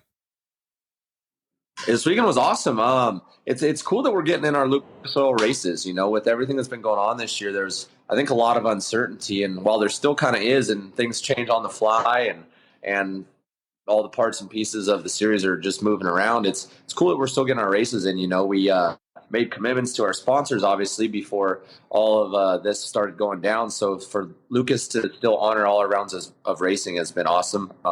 It's taken some challenges, some changes, but we're just taking them in stride. Man, one of those changes was end of September in Phoenix or Chandler, Arizona, and man, that's a hot place to be. They did the best, running us in the morning, but typically we'd race there at night. So it was definitely a change with us racing right around noon in the Pro 2 race. Luckily, I come from Southern California, and I'm a little bit used to the heat, but it was just tough on the crew guys. We're doing 3 rounds of racing. Typically, we only do 2. So 3 rounds of racing in the heat. It was definitely took a toll on the crew guys, but my guys killed it. Brought home 7 podiums out of 9 races, so that was awesome. Ronnie brought him 3 fast laps and swept in the Razor, so that was cool to see. We've been putting a ton of work into that car, so he crushed it all weekend. And it always helps when it's hot and the conditions aren't so ideal, but we were able to bring home some success, so that's always awesome. Yeah, it is really cool, and they had so much hardware in the pits, like just all their trophies and stuff. But I gotta admit, like I failed because I didn't bring a gold belt for how to be smarter than a third grader. Like I should have had it, man. That belt carries some weight. I mean, it really does. At least he only has to deal with it for a couple weeks. I don't know. He's probably feeling the pressure. I bet you he got some calls this morning being like, dude, we can give you money if you keep this belt going. You need like a plastic apple, like pass around a plastic apple. There you go. That's perfect. Perfect. I think we will continue this because so many people enjoyed it, man. But the problem is like once we start giving a little bit of value to it, we're going to have people start crushing us because I'm not going to be able to compete with how smart those moms were. There's absolutely no way. All right. Well, dude, you guys did really well, though, too. And some of the things that I was noticing, too, and this is before, like when I used to race, it was cool because I would get out there on the track. I'd be able to battle with everybody. I'd see everybody in staging and stuff. But I never really got to hang out and be a part of some of the inner workings of people's teams, right? And be able to see the vibes that people put out and be able to see the camaraderie with the teams and stuff. And now I'm able to do that. And you guys have a really professional but still laid back fun environment, man, and it's very similar to our buddy that Steve Westfall that runs the Rockstar Husqvarna team. And I was kind of putting it together in my head. You guys operate your program very similar where everybody is still able to have fun but be serious and professional. Yeah, that's kind of one of my goals is we obviously go there with a common goal in mind, and that's to do the very best we can. But as you know, in racing, it doesn't always work out your way. There's things that happen out of your control. There's part failures. There's, off-road racing, anything can happen. And one of my main rules is we got to go out there and have fun. Life only wins if you let it. That's always one of my mottos. So I have an awesome group of guys. A lot of them are volunteers, who come out on the weekend, lend their time, help us. And for them to put in those hours and to do it, to volunteer and just as friends is insane. So it's one of those things, you got to keep the spirits up. You got to have fun. You got to enjoy your time while you're at the races, because another thing I always say is those plastic trophies that we earn end up just sitting on the shelf collecting dust someday. So the memories we're all making and those smarter than a 5th grader trivia quizzes are those things that really last a lifetime. Yeah, exactly. I really like what he just said, though, too, is like life doesn't, you don't win at life unless you let it. Is that what you said? Yeah, I always say that life only wins if you let it. Yeah. So it's, we just try to keep it fun. And that's, I get to do, go around, travel the world with my brother, and my family's there at most of the races as well. So really it's a lot, as you know, a lot of hard work goes into off-road racing. I think it's everyone sees how much fun it is, but the workload is overwhelming at times. And to kind of compound that, I think you just always have to have fun. Yeah, exactly. So there's two things that I want to say about that. And first of all, I think a lot of people should operate with that same mindset. There's been so many times, and you're probably guilty of it too, as I am. Okay, so you probably are too, is you get to the track and you're so focused, you forget to have fun. You forget to be buddies with your friends. Yep. And you really need to take a time and well, sounds stupid, but smell the roses, take a deep breath, enjoy what you're doing, right? Totally. And so for RJ saying that takes a lot to be able to give his crew and everybody that same mindset. Mm-hmm. Yeah, for sure. And I think, not that I'm old by any means, but it took me a few years. I'm 27 now. So, old time to realize that, I started, I started running my team when I was 20. So it's basically 7 years ago now. And I mean, there was, weeks on end where we weren't leaving the shop before 10 p.m. at night. And it just ends up draining you. You end up not having fun, and you have those weekends where things don't go well. You break parts. You don't finish good. You don't bring home the results, and you just can stress yourself out beyond belief, and it's frustrating, and everyone works towards goals in life. And when you don't hit those goals, you always question why. But I think, be able to keep it fun and always look at, what's around the corner and what's still to come. It's, that's kind of what gets you through those times. Dude, that's 100% truth right there. That's one of the questions that I wanted to ask too was, and can you read his comment that John that just commented in? But, yeah, it's a good one. You want it right now? Well, let me ask this question first, because sure. it might have a little bit of relevance. So you've done a lot in your, we're going to call it a young racing career, but you've raced for a few years now, and you've done a lot to help the side-by-side industry. You've grown social media stuff, and you've helped promote different brands. But the main question here is, how do you operate? You're an owner and a driver for one of the most successful race teams in off-road, and specifically short course racing. Not only does that take a lot of time, it takes a lot of brain power. It takes a lot of help. So what are the things that qualify to be able to make such a successful program, man? Because it doesn't seem to me like you would get very much sleep. Yeah, there's times where you don't, and I would say the number one thing I've been able to do that's attributed to all my success is surrounding myself with the right people. Off-road racing, while people see me on the top of the podium and me on TV doing the interviews, it's 150% a team sport. Getting the trucks to the track. There's so many moving pieces, from the semi driver to awning setups to branding to social media to there's hundreds and thousands of moving pieces that go on to make a race weekend mesh and work. And I'm just one of those pieces, and my crew guys and the guys that help me out on the weekends and volunteer, and my family are the rest of those pieces. And I think that's what's attributed to my success, having those people that have believed in me even on those bad weekends and those times where you want to give up and say, is this worth it? And the people that lift you up and keep you going and are there for you at the 10 p.m. nights, the 1 a.m. drives in the morning. Those people that I've had in my life are the ones that I attribute my success to, because there's been times where I'm like, this isn't worth it, or I'm spending more than I'm making. I'm not having fun. I'm not achieving my goals, and it's looking at the bigger picture and never giving up. And that's what's gotten me to where I am for the most part today.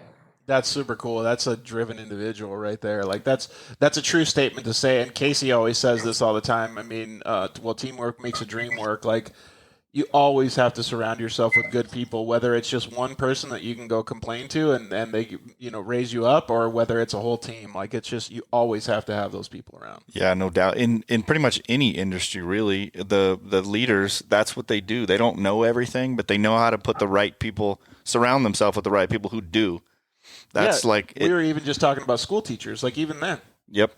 Totally. It's pretty crazy, but, it's neat to see the success and things like that you've had. I a couple of things that I wanted to bring up. Well, actually, before we bring up those questions, because they're more specific, you're a fan of Blink-182. Yeah. I don't know if obviously you've seen my latest helmet, but since 2011, I've been sponsored by energy drinks. So first it was Monster Energy, and I was with them for 4 years, and then as of late, Rockstar Energy for 5 years. So I've been tied to energy drinks, and they're very particular about their branding on your helmet. That's part of the contract, whether you're an entry level energy drink sponsor or a high level energy drink sponsor. They're super particular about your helmet, and so as they should be if they're paying you to rep their brand.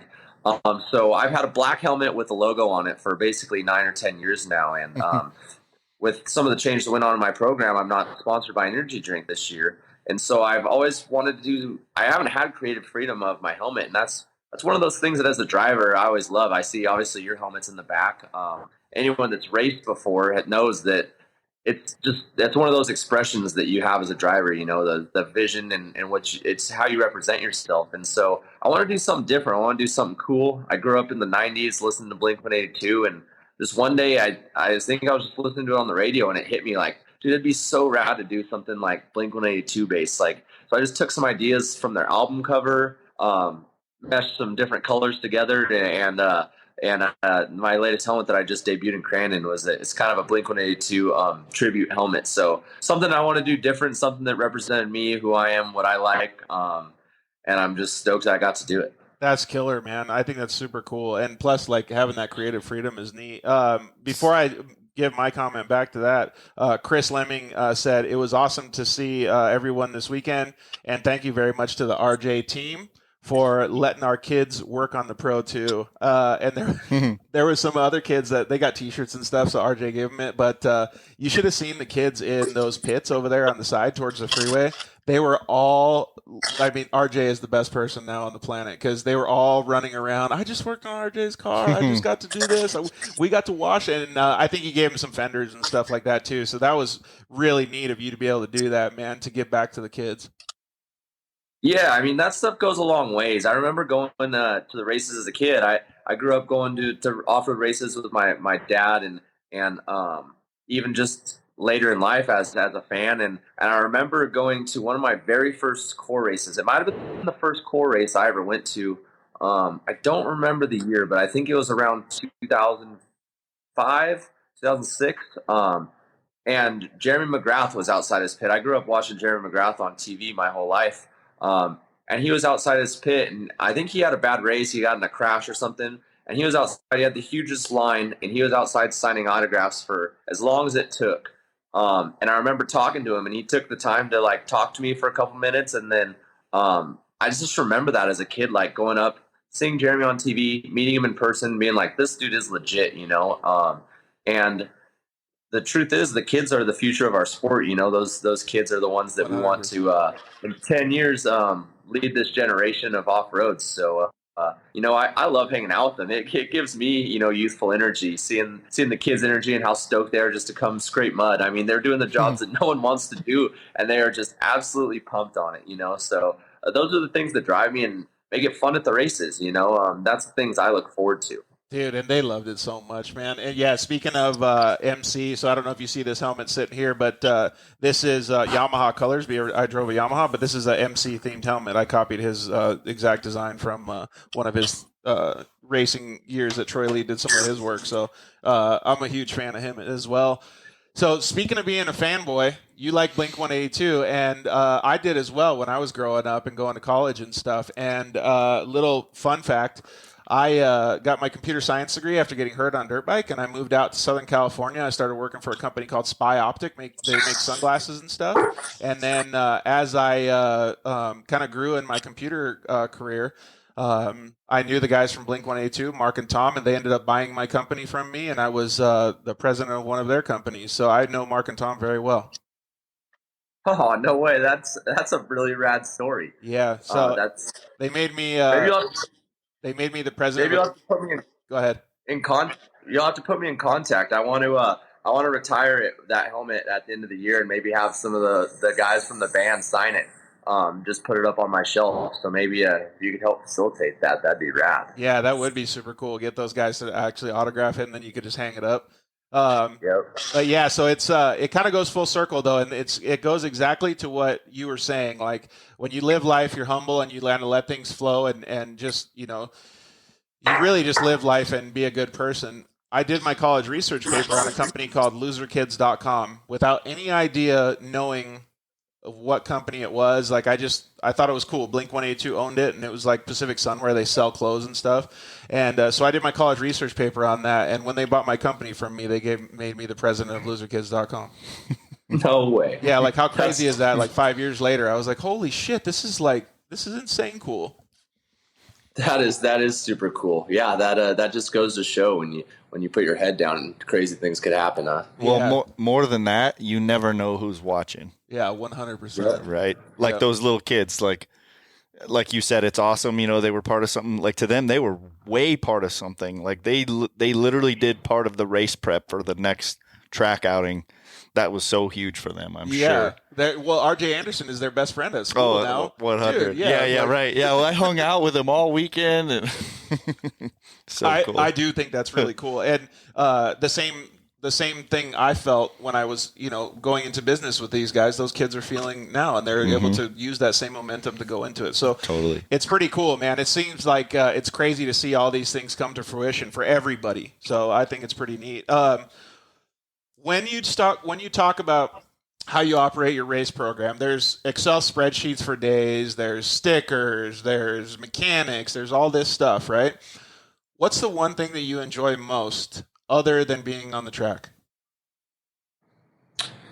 Oh man, I'd say the one thing I enjoy the most is watching my brother succeed. I was able to build an off-road team and do it with my family, and now watching my brother. When I very first started racing, my brother wasn't even really interested in doing it. Really? So we just kind of he wasn't really, and so we just kind of let him do his thing, and then he started to show interest in it. Let him do his thing, and then when he got involved, it was rad. He kind of did it just for fun at first, and now obviously he's super competitive. And now that he's grown up, he's 100% driven and focused. But I would say that's my favorite thing for me, is I get to travel around and watching him succeed. I get way more nervous watching him race than I do my own race. When I'm in control and what happens out on the track. But when I watch him race, I'm like nervous, like, oh no, what if something breaks right now? It's kind of funny. So I would say that's what I enjoy the most. That is pretty cool, though, man. Again, it goes back to that camaraderie thing. But I can agree with what he's saying, though, because I enjoyed, I used to battle against Ronnie in the UTV class, right? But now, being able to see him in the turbo class, the dude's skill level has just, skyrocketed in the last couple years. He is ripping. With the speeds that he was going in the UTV class, and he did awesome in Pro Light, too, but in the turbo UTV class this weekend was phenomenal. Him and Myles totally impressed me this weekend. Nice. That's awesome. Yeah, Myles. I've been watching Myles since he was a kid, and Myles definitely has a lot of talent as well. So it was awesome to see those two guys. Some of the definitely younger guys of their classes. So it's cool to see them pulling their weight and putting on a clinic out there. Oh, real question though, real talk. Can Ronnie cook as good as Myles? No, absolutely not. Ronnie can throw some pizza rolls in the microwave and maybe not overcook them, but Myles gets absolutely down. You should try his fried rice he makes. I don't think I've had something bad that Myles has cooked. He gets down on the grill. Dude, I was so busy filming and stuff at the races. He was cooking. It smelled so good. I was like, damn it. Why do I got to go over to the... I got to stay. Myles has some serious skills behind anything that he's cooking. He gets down for sure. So Becky Lemming just chimed in and said that was her kids that were tuning up the trucks for you, getting them all prepped up. So that's awesome. Nice. What was John's comment, Casey? Oh, he had a good one. So a little flashback back to the crew and stuff. He said being able to be in a NASCAR and Indy garage and pits is really cool. And he said people have no idea how much the crew guys bust their butt. Oh my God, dude. Yeah. The driving part is the easy part. Those guys are working 24/7. And that's why I asked RJ, because I know he puts in the work during the week. For sure. But man, dude, the crew guys are just on point all the time, man. Again, it's that behind the scenes stuff that nobody sees. And I think the people that are in the industry appreciate it and realize it. But I think your standard average fan is just like, hey, cool, you sit down and drive right on. Well, like, I think you look at it two ways, though, because there's some teams that don't put that effort in, well, but they're true. not the winning True. teams, right? Very true.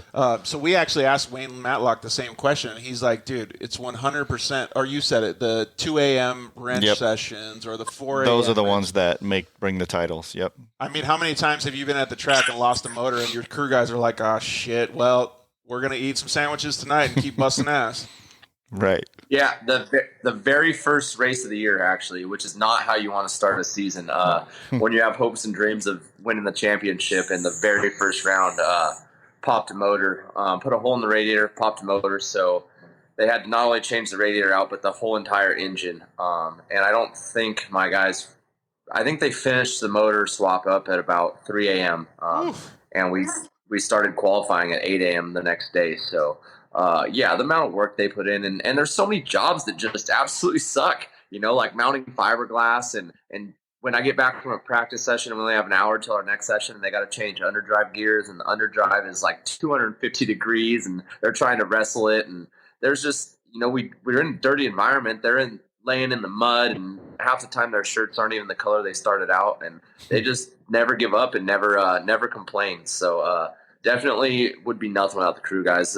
People in off-road are some of the hardest working good people that there is, for sure. Yeah, I agree with that. We all want to live our dirt life, right? Mm-hmm. They also know that at the end, if it goes well, there's a beer and a steak. And if they're Myles, there's some like gourmet meal over there, huh? Yeah, he's spoiling everybody, it sounds like. So one of the things that we kind of just like brushed upon a little bit, you said that you guys have been working on your brother's car a little bit for the turbo class. So it's a Polaris RZR Turbo S, right?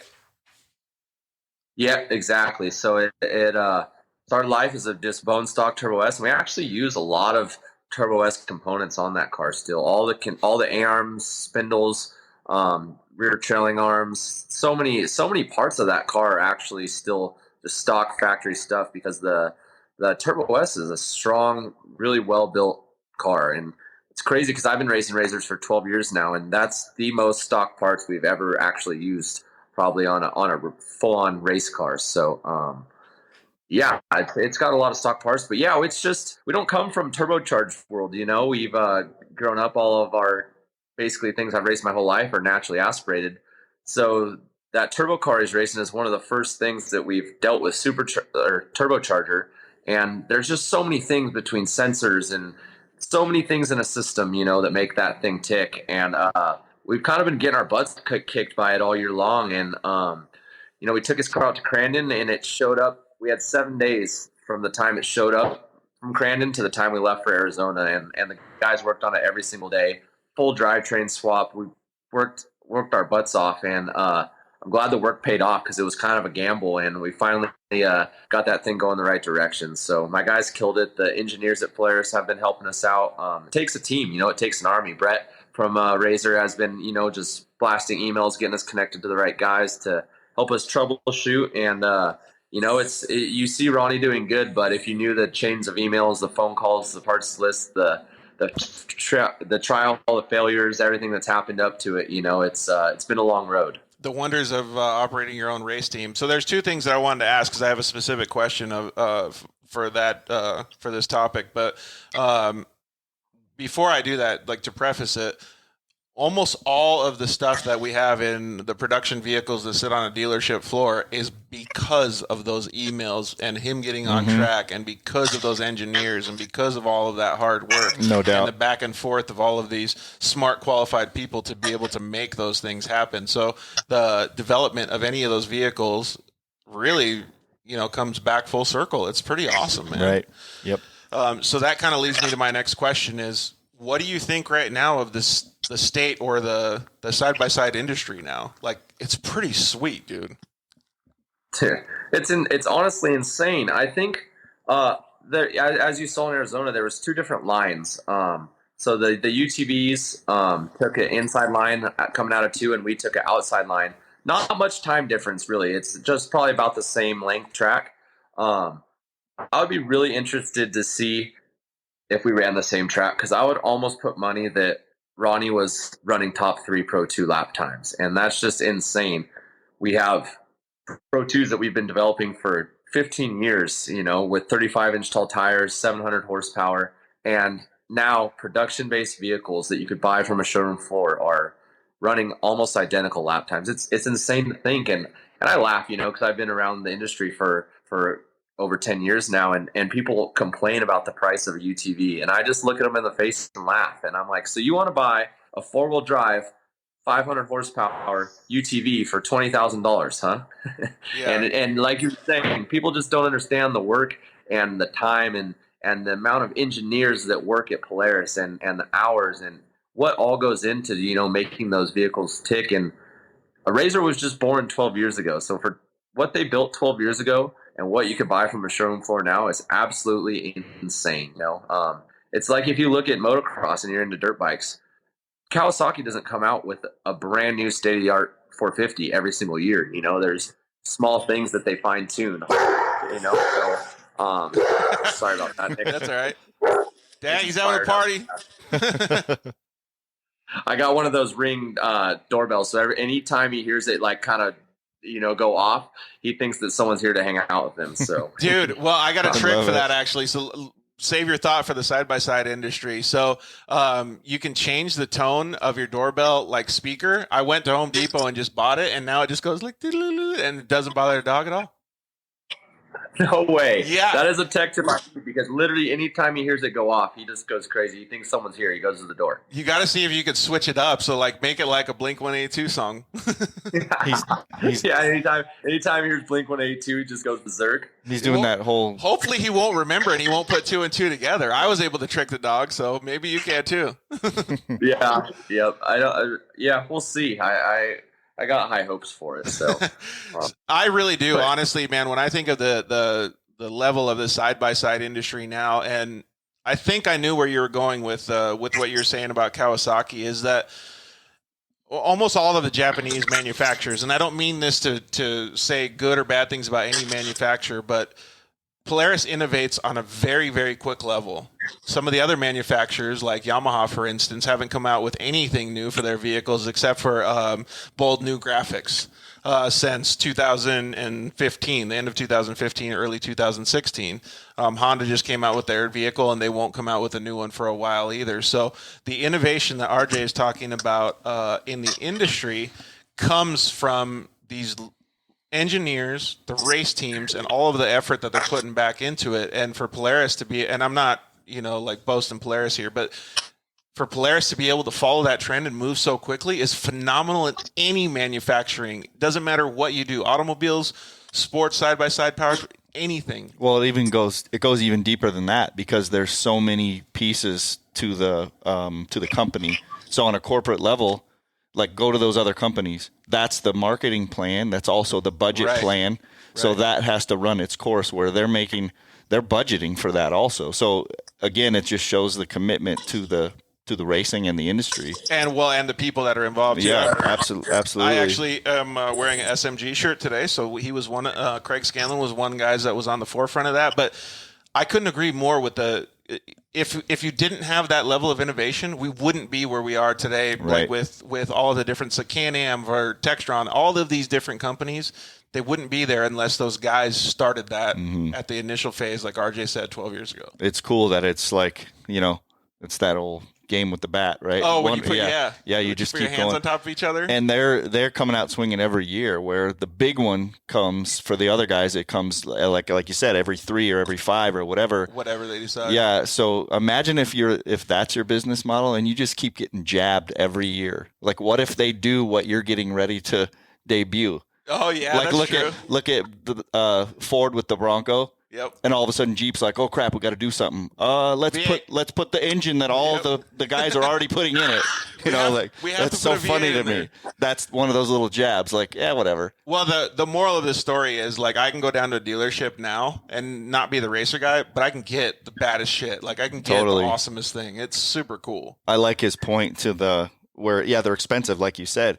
it's literally a race car. Like if you want the golf cart, go buy the John Deere Gator. Yeah, exactly. Right? You don't have to get the race car. You can get the John Deere Gator. Dude, one of my favorite vehicles though still is the I'm going to call it 4-door because I'd like to enclose the cab, but the Polaris Ranger. Like, dude, because you can just cruise. That is pretty cool. So hard. Yeah, AC, heat, you can be dialed in. That's where I'm going with it, dude. Exactly. Wait till that becomes the. And now that RJ got to experience this fucking Arizona heat, he knows where I'm going with this thing, dude. Wait till that becomes the pre-runner. Straight to the grocery store. Yeah, totally. Yep. Well, in Arizona we can. I used to take the YXZ or the Polaris to the grocery store all the time, man. That's so rad. You could barely wash one in your driveway in California. I know people get. Well, it's because it causes cancer. My bad. Oh, you shouldn't have said that, Case. You're going to get all kinds of hate mail. Yeah, I'm sure. You don't think that's real? Okay. I really do think it's cool that the current state of the UTV industry, and it's not just goes to like the manufacturers and stuff. I think like all of these different people, like you're a Holes representative, so all of the guys at the Holes that are making super cool products now, like everybody's just stepping up their game because the innovation is getting so good. Like Craig let me borrow his RS1 to race at the UTV World Championships, and we're doing a little build on it. And I haven't really built a car since late 2018, so it's been a year and a half. But just in that year and a half span, the accessories that I got, like from a company called Zollinger Racing Products, were built 10 times better than what they were that quick ago. I couldn't believe it. Yeah, it's insane. And Craig was 100% one of those people that helped drive the industry to what it is today. You know, his vision and his hard work were insane. And that goes not just for Polaris, the company itself, but for all of UTVs, because he's raised the bar and gotten it to where it was. And other companies had to do the same thing, you know. And that's what people all the time ask me about other manufacturers. And I'm like, you know, I'm Team Razor till the day I die, but it's awesome to see other companies bring competition, you know, it helps everyone. The competition, as you were saying earlier, you know, drives the demand, the supply, and it makes us, like as race car drivers, more useful, you know, to help, you know, show what their product's capable of. So it's awesome to see how competitive UTV racing has got. More manufacturers are getting involved. I think it's cool. And I can't even imagine where UTVs will be in 10 years because the last 10 years have been absolutely insane. So where it's going is it's taking over off-road. It really is, man. Well, on that same huh? There's haters, you know. I always joke that 5 or 6 years ago, people would call me the golf cart kid. You know, I was racing trucks, but I was still doing Razor stuff, and they would call me the golf cart kid. And now those same people call me asking them if I can get them a deal. So I always make that joke. So one of our buddies, actually Jeff Furrier, that I just mentioned, that was helping me with the seat and stuff, he just picked up a Razor, and he told me, like, point blank, he's like, I kind of thought it was a fad. And he's been an off-road guy for his whole life, you know what I mean? Forever, so right. It's pretty cool to see that. What was one of the, I don't know, most memorable UTV races that you've ever had? Like, do you remember one, like, off the top of your head? Man, one of my favorite ones was the Saboba GP. Did you ever go to any of the Saboba GP races? No, what is that? Dude, it was these epic races. Really, it was a run what you brung. It was on an Indian reservation, basically just outside of Hemet, in Hemet, California. Saboba Indian tribe. They did probably 3 of them. And it was back in that same 2008, 2009, 2010 era, back when UTVs were just booming. You know, people were juicing out their Rhinos. The Razor had just come out. Can-Am, I think, had just come out with something. There's the Kawasaki. So it was just at the forefront of the UTV boom. And basically, it was like a GP-style race where it was, I think, maybe 6 or 7 mile loops, and it was a 2-hour race. Land rush start, kind of just a free-for-all. Run what you brung. Tech doesn't really exist, and it was just kind of a fun race, you know. And it was kind of one of those forefront events that was big right at the time, and it ended up dying off and only lasted probably 3 years, but they put up a good purse. I think it was $10,000 to win or something, if I remember right. So, yeah, it was my very first UTV race ever. So that's maybe one reason it resonates with me so well. Very for sure, I did an absolute mud bog. I took my brand new shiny car, and absolutely destroyed it. The Funko guys won, and I actually ended up second. So then the next year I came back, rolled my car down a cliff, didn't end up finishing, and then the third year I was able to win it. So that was maybe one of my most memorable razor wins. Dude, that's pretty cool. And plus, it's like when you think about it, like right there on the crest of like just coming out is pretty sick too. Definitely, and it's up on the shelf right next to the third grader belt. Yep. Exactly. Yeah. Well, we know that. I mean, it's pretty much just known between the people that are having this conversation. Well, and Ronnie now too, his brother. But there's nothing that trumps that. I mean, that third, it's the best trophy, right? It's quite a lofty goal for everyone. To be honest, I'm not even sure Saboba gave trophies. They just gave the money, so they're right there with your fake apple. People are going to remember it. People are going to remember it whether you give the trophy or not. Perfect. Yeah, that is perfect. I just think that's so cool, man. Like to be able to understand where the UTVs came from and stuff too. And we talk about, Casey and I talk about it all the time on this show because like the show is mostly about UTVs. We talk off-roading and all that stuff, but I guess 90% of it is about UTVs. And when we were growing up, like dirt bikes and stuff, like even when UTVs started coming out, like you were saying, like the Polaris 800 and the Rhino and stuff, like I was like, nah, dude, that's not the cool guy. Like I got to get a dirt bike still. Like I got to keep the cool guy. And then now UTVs are the cool guy. Like well, they look legit. Yeah, like it's not like I mean we had some of those Rangers, those first on the job site. It's still like just a pumped up version of that. But like these are freaking race cars. Did you see the intro? I put a picture of one of the razors that RJ built on the intro. It was I don't know what it's called. It's a XP or something like that, but it's red and it was by Holes, and it's a 2-seater that you built. It's the newer one, whatever the newer one. Dude, that thing looks sick. Yeah, and it's mostly stock. It's got like a roll cage, some tires and wheels. It's nothing crazy. It comes with a stereo now. It's insane what they've come to. It's really insane what the technology has come to these days. So I mean, I grew up riding dirt bikes. That's what I did as a kid. And they'll always have a place in my heart. It's there's Do you want still to ask only him the question so we ask everybody, Case, since he grew up riding dirt bikes? What was his first one? Was there a PW50 involved in this experiment? Yeah, it was a Zinger. They were called the Zinger 50. Yes, perfect. That was my very first. It was pink. There's been many careers launched from the PW50. That's good. At least RJ and I just became best friends because he likes colored pink too. Hey, so your cousin, actually your aunt, Shelby said that she had a PW50 too, but Mom was not having that. She wanted to get rid of that thing right away. And we thought she buried it, maybe. Remember? Yeah, she hid it from her. Yeah. I'm sure she saw all the shenanigans that the rest of the family had already gotten into at that point. So she was hoping, with a daughter that she was going to stay clear, but I don't think that worked out. It's pretty funny to hear those stories because it was kind of like that. Remember, she was like, "Yeah, RJ and Ronnie were riding dirt bikes, so I wanted to." Then Mom wouldn't let me. Oh man, that's cool. But actually, there's I guess this is a 2-part question. But what kind of stuff do you enjoy outside of racing? I know it basically consumes all your life and your time, but I saw a C10 being built, I think. Like, what kind of other stuff do you do? That's my baby. I almost don't even like talking about it until it's done. So because you're working on it still? Yeah, I'm building a 66 C10. It went from probably how like most hot rod projects all start. It went from taking an old school truck. I had an old LS1 motor out of a ProLite just sitting around. I wanted to just put it in there, put some tires and wheels on it, and call it a day. I almost use it as like a shop truck. Now it's went to a 800 horsepower, one of my old Pro 2 motors, full Motec, 4L80. Really? Oh yeah, 9-inch rear end housing in it. It's gotten way out of control. You'll have to check it out. It's on Instagram. It's at the RJ66. So it's a 66 Chevy C10, and I call it the RJ66. It's the build in progress. We'll hopefully finish it up this off season, but. I've always wanted an old school Chevy truck. So my dad actually got me. That's badass, though. Yeah, it's not just a stock truck with the LS1 bolted in it. We got a little carried away.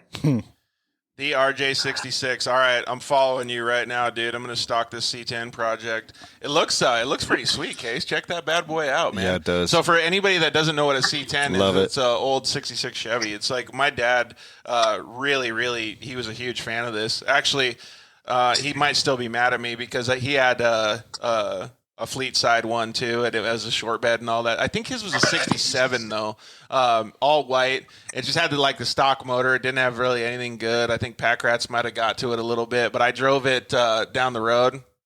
It just started on fire. Sorry, Dad. Sorry, Dad. Yeah. That's my bad. So Can it be orange? Would you do that for me? What? Yeah. What are you gonna do? How are you gonna make it look? Like, is it gonna be all rotted out, or like, what's the? Yeah, I'm gonna leave it. I'm gonna leave that patina rust. Actually, we got to fix some of the that's cool fenders too. and stuff that aren't gonna hold up really to the road abuse now. 50 years later, but we're just gonna clear it basically. One of my buddies, Lil Michael's Customs, has a paint shop. He's just gonna do a clear. He's got a, in the dash we fit the Motec in there, and so he's got to do some touch up work to kind of match the old patina rust look. But I'm basically just gonna leave it that color, kind of run it. It's pretty run sick, it as right? it. I agree, actually. Like, how about that? Who has the old school?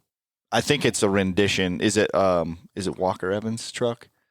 Yeah. Oh, yep. You know what I'm talking about? But I think they put a lot into it to make it look that way. Or maybe I'm off my rocker on that one. But it's super cool. That's all airbrush. Okay, it is. Insane. Yeah, it is. Yeah. It totally is. When you Who first see painted it. that? Go ahead. A kid in Crandon, Wisconsin. Rocky Alstein is his name, and absolutely insane the airbrush work he did. People think it's wrapped, but it's pretty insane how much detail he put into the paint job on that truck. Did you want to, since he started talking about Crandon, did you want to ask him your question? Well, I was trying to figure out how we were going to get there, but yeah, it was definitely the I don't even remember how to say it. Help me out. The Crandolina wine Crandolina, mixer. darn it. Yeah, absolutely. So I sent Casey a video of you doing talking about Crandon and stuff like that so he could understand a little bit more about you. And the thing, he walks into the studio today, he goes, yeah, the Crandolina wine mixer. So obviously you hooked him in with that. Well, it's funny. I've been trying to figure out this whole time how we're going to work this in, and then random airbrush kid number 9 happens to be from The Crandolina wine mixer. So you caught me off guard. I'm off my game.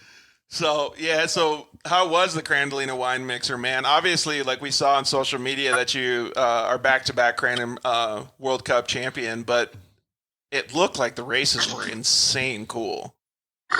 Yeah, I mean, that's one reason we call it the Crandolina wine mixer. Is it's just there's no place like it. From the fans to the town to the racetrack to it's just one of a kind. I mean, it's been around for 51 years now. So I've never been, and Casey's never been. So how would you relate it in motocross terms, like a Red Bud National kind of thing? Red Bud, exactly the Red Bud. The fans are there. There's anywhere from, I mean, you hear all kinds of numbers. I would say anywhere from 20 to 40,000 people packed on this hillside. It's awesome. Yeah, no bleachers. They have the little bit of a bleacher section, but the fans aren't there to sit in the bleachers. They're bringing their lawn chair. They're sitting on the hill. They're drinking warm Miller Lite all day long and cheese curds. And they are cheese curds, perfect. They're just pumped. They live for the racing. They come and buy shirts. They buy their year's supply of shirts from the racers, and they'll come back the next year and do the same thing. They absolutely live for it.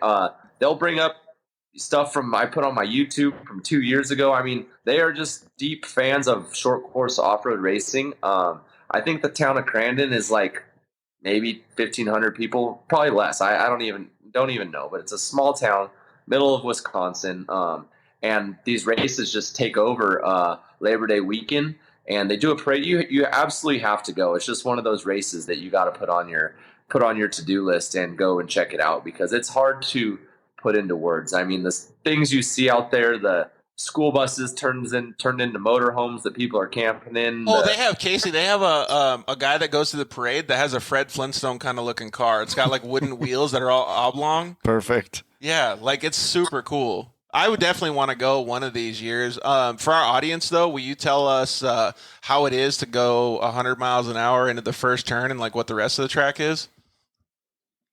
Yeah, the way to describe it is if anyone's on iRacing, I just got a chance to drive Crandon on iRacing the other day. That's about how it feels. I mean, you go in there blind because it's an off-camber turn one, and it's motocross style start, so we land rush into turn one. 10 up to 15 cars wide, and if there's more than that, they'll start 2 rows, 3 rows deep. And in a Pro 4, it's gnarly. I mean, we're full on 8,000 RPM clutch drop to that first turn. So it's wild getting there. That's crazy.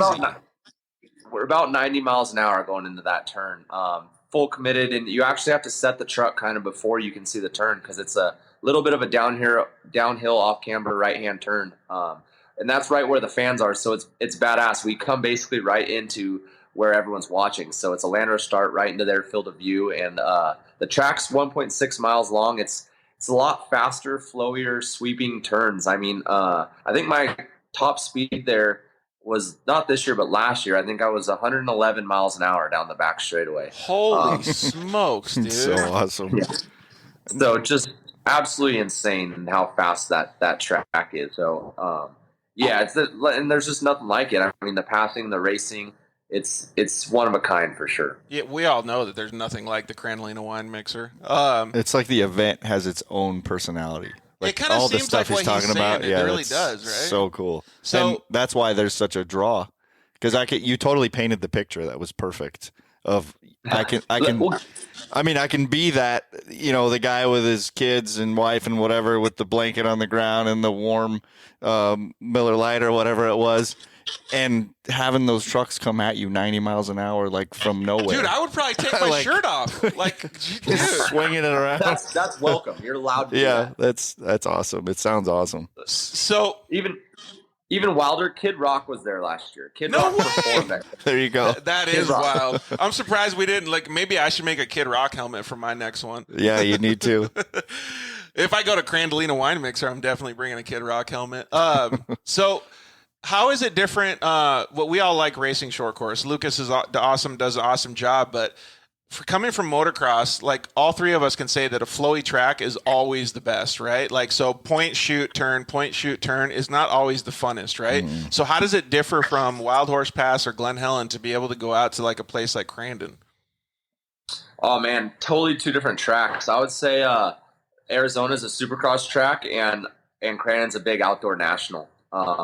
Just totally two different driving styles. I mean, Crandon, you're literally throwing it into the corners at 85 miles an hour, downshifting, then back upshifting while you're still in the same corner. I don't even think that we hit 90 miles. We probably only got to 70 miles an hour on the whole Arizona track. So Arizona, very tight, very technical, working on setup, trying to get those little tents. Crandon is almost working on your lines and chasing the cushion because the track's so flowy that it starts getting hard packed, and you kind of chase that cushion in Crandon where you follow the traction line out as the race develops. So just two totally different styles. I would say Arizona is like a supercross type track, technical, tight, a lot of carnage. Crandon's a big, open, flowy, using your momentum, chasing the traction.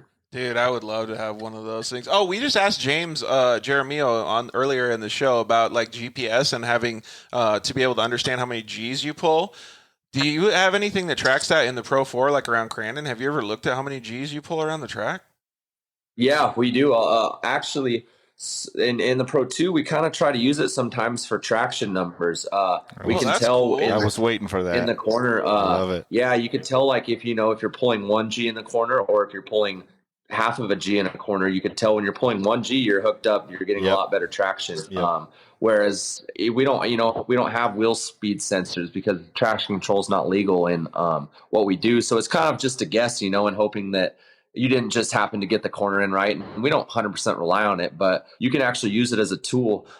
Most of the time when we look at the G load sensor is when we crash, just to see what our high score is. That's the second time we heard that. Yeah, just to see how scrambled your brain's going to be. Yeah. Well, it looks last like year, RJ's going to need about 2 more hours of sleep tonight. Yep. I think my record is only like 6.8 G's. So Wow, that's still a lot though, man, and especially when it's like a sharp impact, that sucks. yeah. So it is. Yeah, we do have them in our trucks. So it's cool. The data we have is pretty insane. What's one of the worst crashes that you've ever been in? Oh, well, I got an award for one time. Are you serious? Is that a thing? Yeah, crash of the year. Actually, it was 100% my fault, but me and Casey Curry crashed in the Challenge Cup 2012 at that same track that in Arizona. We were going the other direction at the time. But that was the first short course race that I've ever been to. I remember that. Yep. So totally my fault. I basically going into what was the last turn at this track was our first turn before, and my spotter told me I was clear. I moved over in the air on the jump, wasn't clear, clipped the front of Casey, and we both barrel rolled down the front straightaway. So we were actually both sponsored by Monster at the time, and Monster Energy did a video on it, but not my best move. I took him out as well as myself. But yeah, we got a trophy, best crash of the year. That's freaking nuts, man. Well, one thing that I want to ask about that, because obviously RJ is a humble and he's always thinking about other people when he's in the pits and stuff. What's the, like, if you could give racers, Casey always says, never throw your helmet. Never, ever throw your helmet, no matter how pissed you are. Clearly, that was a mistake that you made. You just admitted it. So what would be a good, if you just made that mistake right now to another racer, what would be your game plan to repair that, or to what would you be doing? Yeah, I mean, I always own up to it. You know, I didn't. I was told my bad. You know, at the end of the day, we're all human. You know, I've been taken out before. And you know those racers always. You know, the ones that honestly made a mistake, and you know those racers that are like that time and time again, and are just doing it because it's how they drive. You know, so I always judge my surroundings by that. But at the end of the day, we're all human. We're all going after the same goal, and it's to win races. Sometimes contact's inevitable. It's part of our sport. And if people are getting mad about it, I think they need to probably change sports, you know? But I don't get too bent out of shape about contact. Yeah, it sucks when it could be avoided, and it costs you a lot of money, and it's dangerous, you know, because our trucks catch on fire and there's all kinds of, you know, repercussions. But yeah, I don't know. I mean, I always just try to own up to my mistakes. Never be too big of a person to say you were wrong, you know? Because at the end of the day, you got to line up and race that guy the next day or that next year. So if they're holding a grudge against you and you could have just went up and said, hey, my bad, I messed up, and you don't do that, then they are like, well, screw RJ, I'm taking him out, you know? So yeah, exactly. Barsha. I've made mistakes. I've done, you know, in the heat of the moment, adrenaline takes over sometimes, but yeah, you gotta always remember that those guys are going after the same goal as you at the end of the day. Yeah, exactly. I couldn't agree with that comment more. I remember a few times when we gotten into accidents, like if it was my fault, I would go straight from the pits. Like even if I passed by that driver's pits on the way to my pits, I would stop, get out of the car, and go apologize before I even got back, because it was my obligation to make sure that the relationship was okay, because that's more important than the actual race. Mm-hmm. And I remember when people did the opposite to me, and I was on the short end of the stick, and they didn't come up to me, it was hatred for the rest of the time. Like, I would never want somebody to feel that same way to me. You know what I mean? I know. You know, we're all quirky as racers too. Like for me, different sports, obviously, but like I didn't want to hear that immediately. Like I don't want to knock your face off right now. Like I know, like, get out of here. I know you didn't mean it, right? We're gonna race again, but just hold that for a minute, right? And then when it's all calmed down, then we can laugh about how you screwed me or I messed you up, or you know what I'm saying? Yeah, I don't know, just different personalities, you know. But I think we're all on the same page. You just absolutely, yeah, right. Totally. I agree with that 100%. The funny part about it is like RJ makes it sound like it's an easy thing to do, right? But there's always certain situations, and the reason that I asked RJ that question is because he's clearly being a model for the young kids. Yep. And there's a lot of things that can be learned from that statement. Like if you're humble and you own up to your mistakes, it can help in your whole life. Even if you don't become an off-road racer and you just want to become a teacher, if you own up to your mistake before anything else gets worse, it's going to help everybody in the long run. Yeah, you're teaching life lessons. 100%. in those situations. 100. So, how was it though? Like back-to-back Crandon World Cup wins, man. That must have felt pretty gratifying, dude. Man, it was insane. To do it last year was just a dream come true. We did it at the 50th. It was the biggest short course race that we've had yet. So to do it there was absolutely insane, and everything we went through that weekend was killer. So to come back this year, I didn't race Pro 4 all year. That was my only Pro 4 race this year with Lucas not having the class. Losing some sponsorship, I just haven't had the budget to race Pro 4 this year. So I didn't have a choice but to go back and defend my title. You can't just win it and not show up the next year, you know? Right. So dusted the cobwebs off, and they actually switched to DOT tires this year. So not only do we show up not racing all year, but we showed up on a tire that I've never even driven on before. So we kind of used, luckily in Crandon, we have 3 races. So there's 2 races and then the cup race. And we kind of just use the first 2 races as practice and getting prepared for that cup race. I ended up with a third the first race after some crazy races that crashes right in front of me. Then it got me a 3rd place start position, ended up second in the second race, and it literally deja vu of what happened the year before.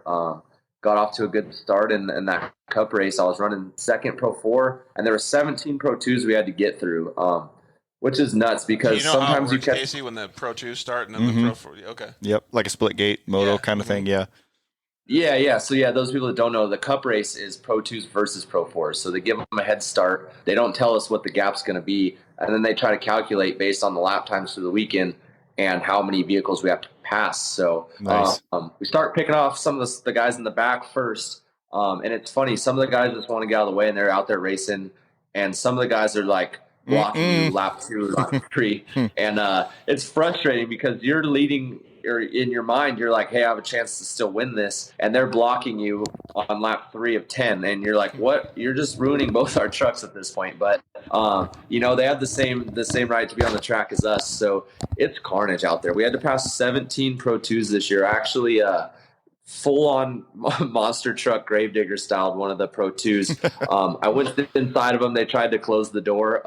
And then we just had a little bit of contact, and they spun out basically right in front of me. And it was either I stopped and stalled my truck or just stayed on the gas, and I went right over the top of their hood. Can't believe I didn't get a flat tire because I went literally up over their truck. But crazy stuff happened in that race. And then Kyle LeDuc was actually the lead Pro 4, and right as I was right behind him, and right as he was catching the last Pro 2, I was in 3rd. He went up in flames, so he ended up blowing up, I think, a power steering pump. So it made me lead Pro 4, and I was able to pass the lead Pro 2 with just a lap to go. So it was an insane race. I mean, it's not like a typical race because in a Pro 4, you're never really leading the race. You don't know what's going to happen. You don't know if you're catching the guys or if you're going to catch them or what's all happening in front of you. So it's kind of just a wild crapshoot race, and to do it 2 years in a row is definitely hard to do. Dude, that's so cool, though. Just talking about that, do you think they could do that with normally aspirated and turbo UTVs? So they did that last year, actually, at the Challenge Cup. I didn't get a chance to watch it, but I believe that they're going to do that again this year. Really? They did do it they did it last year, and it was I think the turbos ended up catching them. So they started the naturals up front and the turbos behind. And I think that the hard part about the Lucas stuff is in Crandon, they don't throw cautions. If someone rolls over in turn, if they can avoid it, they just do a local yellow and they just keep running us. Yeah, I feel like that's better. Yeah, it is, especially for those cup races, because what happens at Lucas is you get to lap 4 and then there's a yellow. Well, now the UTV, the turbos have caught the back of the NAs and their advantage is gone, So that's what makes it tough. Out at Lucas soil that Crandon doesn't really have to deal with. So last year, I believe turbos went 1-2, but I think an NA car still got 3rd. So it was a good race, and I believe they're doing it again this year at the Challenge Cup in Glen Helen. That's pretty cool. Sounds awesome. What's the purse to win the Crandon World Cup? Well, it was not as much this year, but last year for the 50th was $50,000. So it was a big payday for short course. And then this year it was $30,000. So it covered the trip out there. So I'm glad I knocked the dust off the Pro 4 and brought it. Yeah, that's cool. Did you buy the guys tacos too afterwards? Yep. Yeah. Oh yeah. We came home. I still want to take the team out. actually want to. They give the winner a Henry rifle, so I want to take the guys out. Oh, sweet. And go shooting, and maybe do What's a Henry rifle? Is that like super cool? Yeah, it's definitely like an iconic. I don't know, how would you put it in terms of something a little more general? It's really nostalgic, you mean? Yeah, or for it's sure. like a really badass No, weapon? well, both. I'm sure you'd agree. Yeah, it's more like just like an old school badass. It's like I guess like Levi jeans, like they're just a there you go. staple. Perfect. Been around forever, Perfect. And they engrave it so it says like winner 51st Crandon World Cup. Sweet. So it's kind of a cool piece to have. Yeah, super Dude, classic. Super classic. I would love to be able to fire one of those things, man. Definitely. That'd be super fun. All right, well, so one of the other questions that I wanted to ask you was, you've been on the forefront of the UTV industry for a long time. You were, like you said, golf cart guy for a long time, but it turned into being something a little bit different for you. You got the opportunity to do what's now called the XP1K video series. And for anybody that hasn't seen that, you have to go check it out. Just go to YouTube and search XP1K. It's insane the things that RJ has done in a side-by-side. But a couple of the things that I wanted to understand was like, when you go to a project like that, like let's just say the first year, how do you even come up with these things to do? Because like you're doing flips, you're riding on the side wheels, like you're going over some of the gnarliest terrain. Like some of these ideas will blow you away if you just think about going out on a trail ride, how hard it is. Like it must have been super cool to be involved with that project, but also a little bit daunting at the same time. Man, those you're right. Those videos are stressful.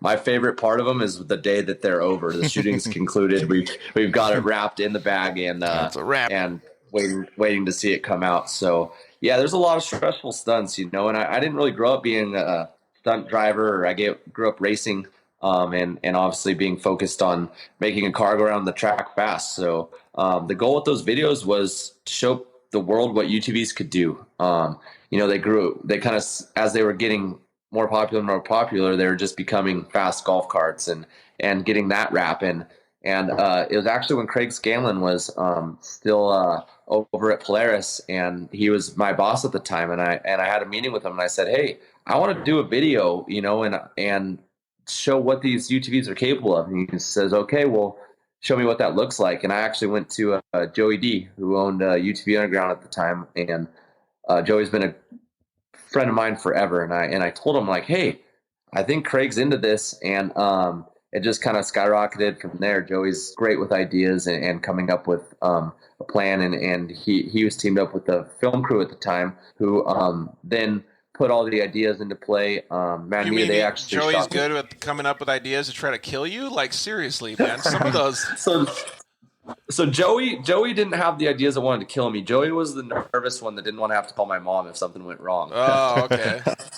But Mad Media did a lot of the stunt coordination. So they would put a lot of the stunt stuff together. They grew up kind of in the skateboard world. So I think that's where a lot, as you can see, the stunts kind of stem from, is just putting UTVs in a cool environment, pushing them to limits that people wouldn't ever imagine, and then filming it with badass cameras and a badass scenery. Dude, one of the cool stunts, Casey, that you would like is he was able to, like how you can grind a skateboard on a rail. Mm-hmm. He did that in a UTV, but it was over a log, right, or something. Like you got to the log went underneath a skid plate or something. Yeah, so that was up in Washington. It was actually a log.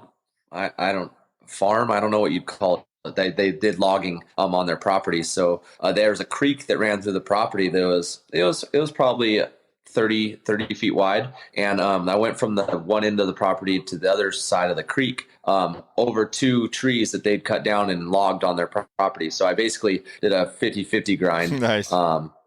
With on the arms of the razor over a creek. So just some things that have really never been seen in a UTV, and to get people's attention, and to those that would just always look at a UTV as, hey, that's a vehicle to haul hay around my ranch, Dude, but like if you think about it, all right, so you already got to be like admire him for being pulling all these G's and driving a Pro 4 and backing into a corner and being a badass racer, launching it like through the air at these races and stuff. But then when you see like the balls of steel that he had to be able to go through and do some of those things in these videos, Like, it takes a lot of driving skill and literally a lot of cojones to be able to do that, man. So kudos to you, bro. Yeah, it's a total different mindset too. So like he's already a wheel, right, in real life, but then you take it to this next level that like nobody's doing.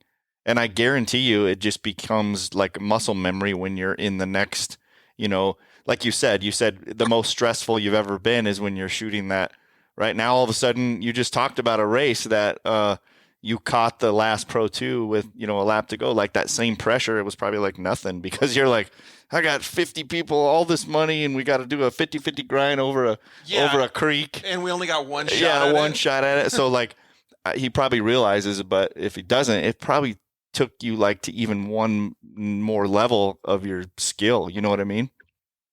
Yeah, I mean, no, you nailed it on the head kind of. You have, at some of those days of filming, there was anywhere from 30 to 50 people on set, whether it be camera guys, assistants, light crews, all kinds of different people that make the production go through. And I could mess it up instantly. I break the car, and now there's 50 people getting paid to sit around, and they're doing absolutely nothing because I made a simple mistake. So the stress is definitely at an all-time high through those. It's kind of one of those things that when you asked me and Ronnie to do the "Are you smarter than a fifth grader or third grader?" I was like, I guess we're gonna see which one of us is dumber right now, and that's kind of how I felt doing some of those videos. Is it was like, am I dumb enough to do this, or what's going on here? Yeah, but that's same what, like, stress level. That's awesome. And what's funny about that though is like I can relate it to real life. Is like I don't ever want to call anybody dumb, right? Like I always think of people as being naive because you know what you know and you don't know what you don't know, right? Right. So what RJ is saying is he's just naive. He doesn't know whether a vehicle can do that or not. He's just going to go try it, right?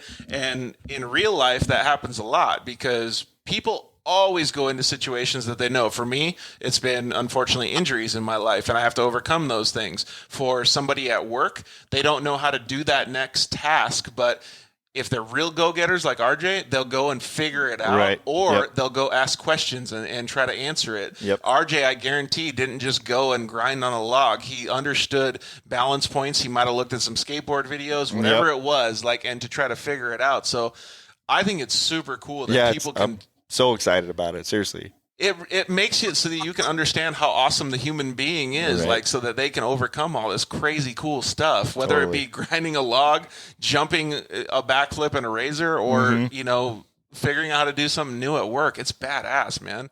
Oh, and John said, good tacos in Wisconsin, more like good cheese curds. Well, of course. Were you guys... Yeah, if it's not deep fried in Wisconsin, I don't know if it's safe to eat. It's like don't drink the water in Mexico. That's my first experience with cheese curds was in your neighborhood. And I'm like, oh my gosh, this is the best thing ever. Well, you don't live in Wisconsin, so you wouldn't know. Yeah, so good. How many cheese curds did you eat? A lot.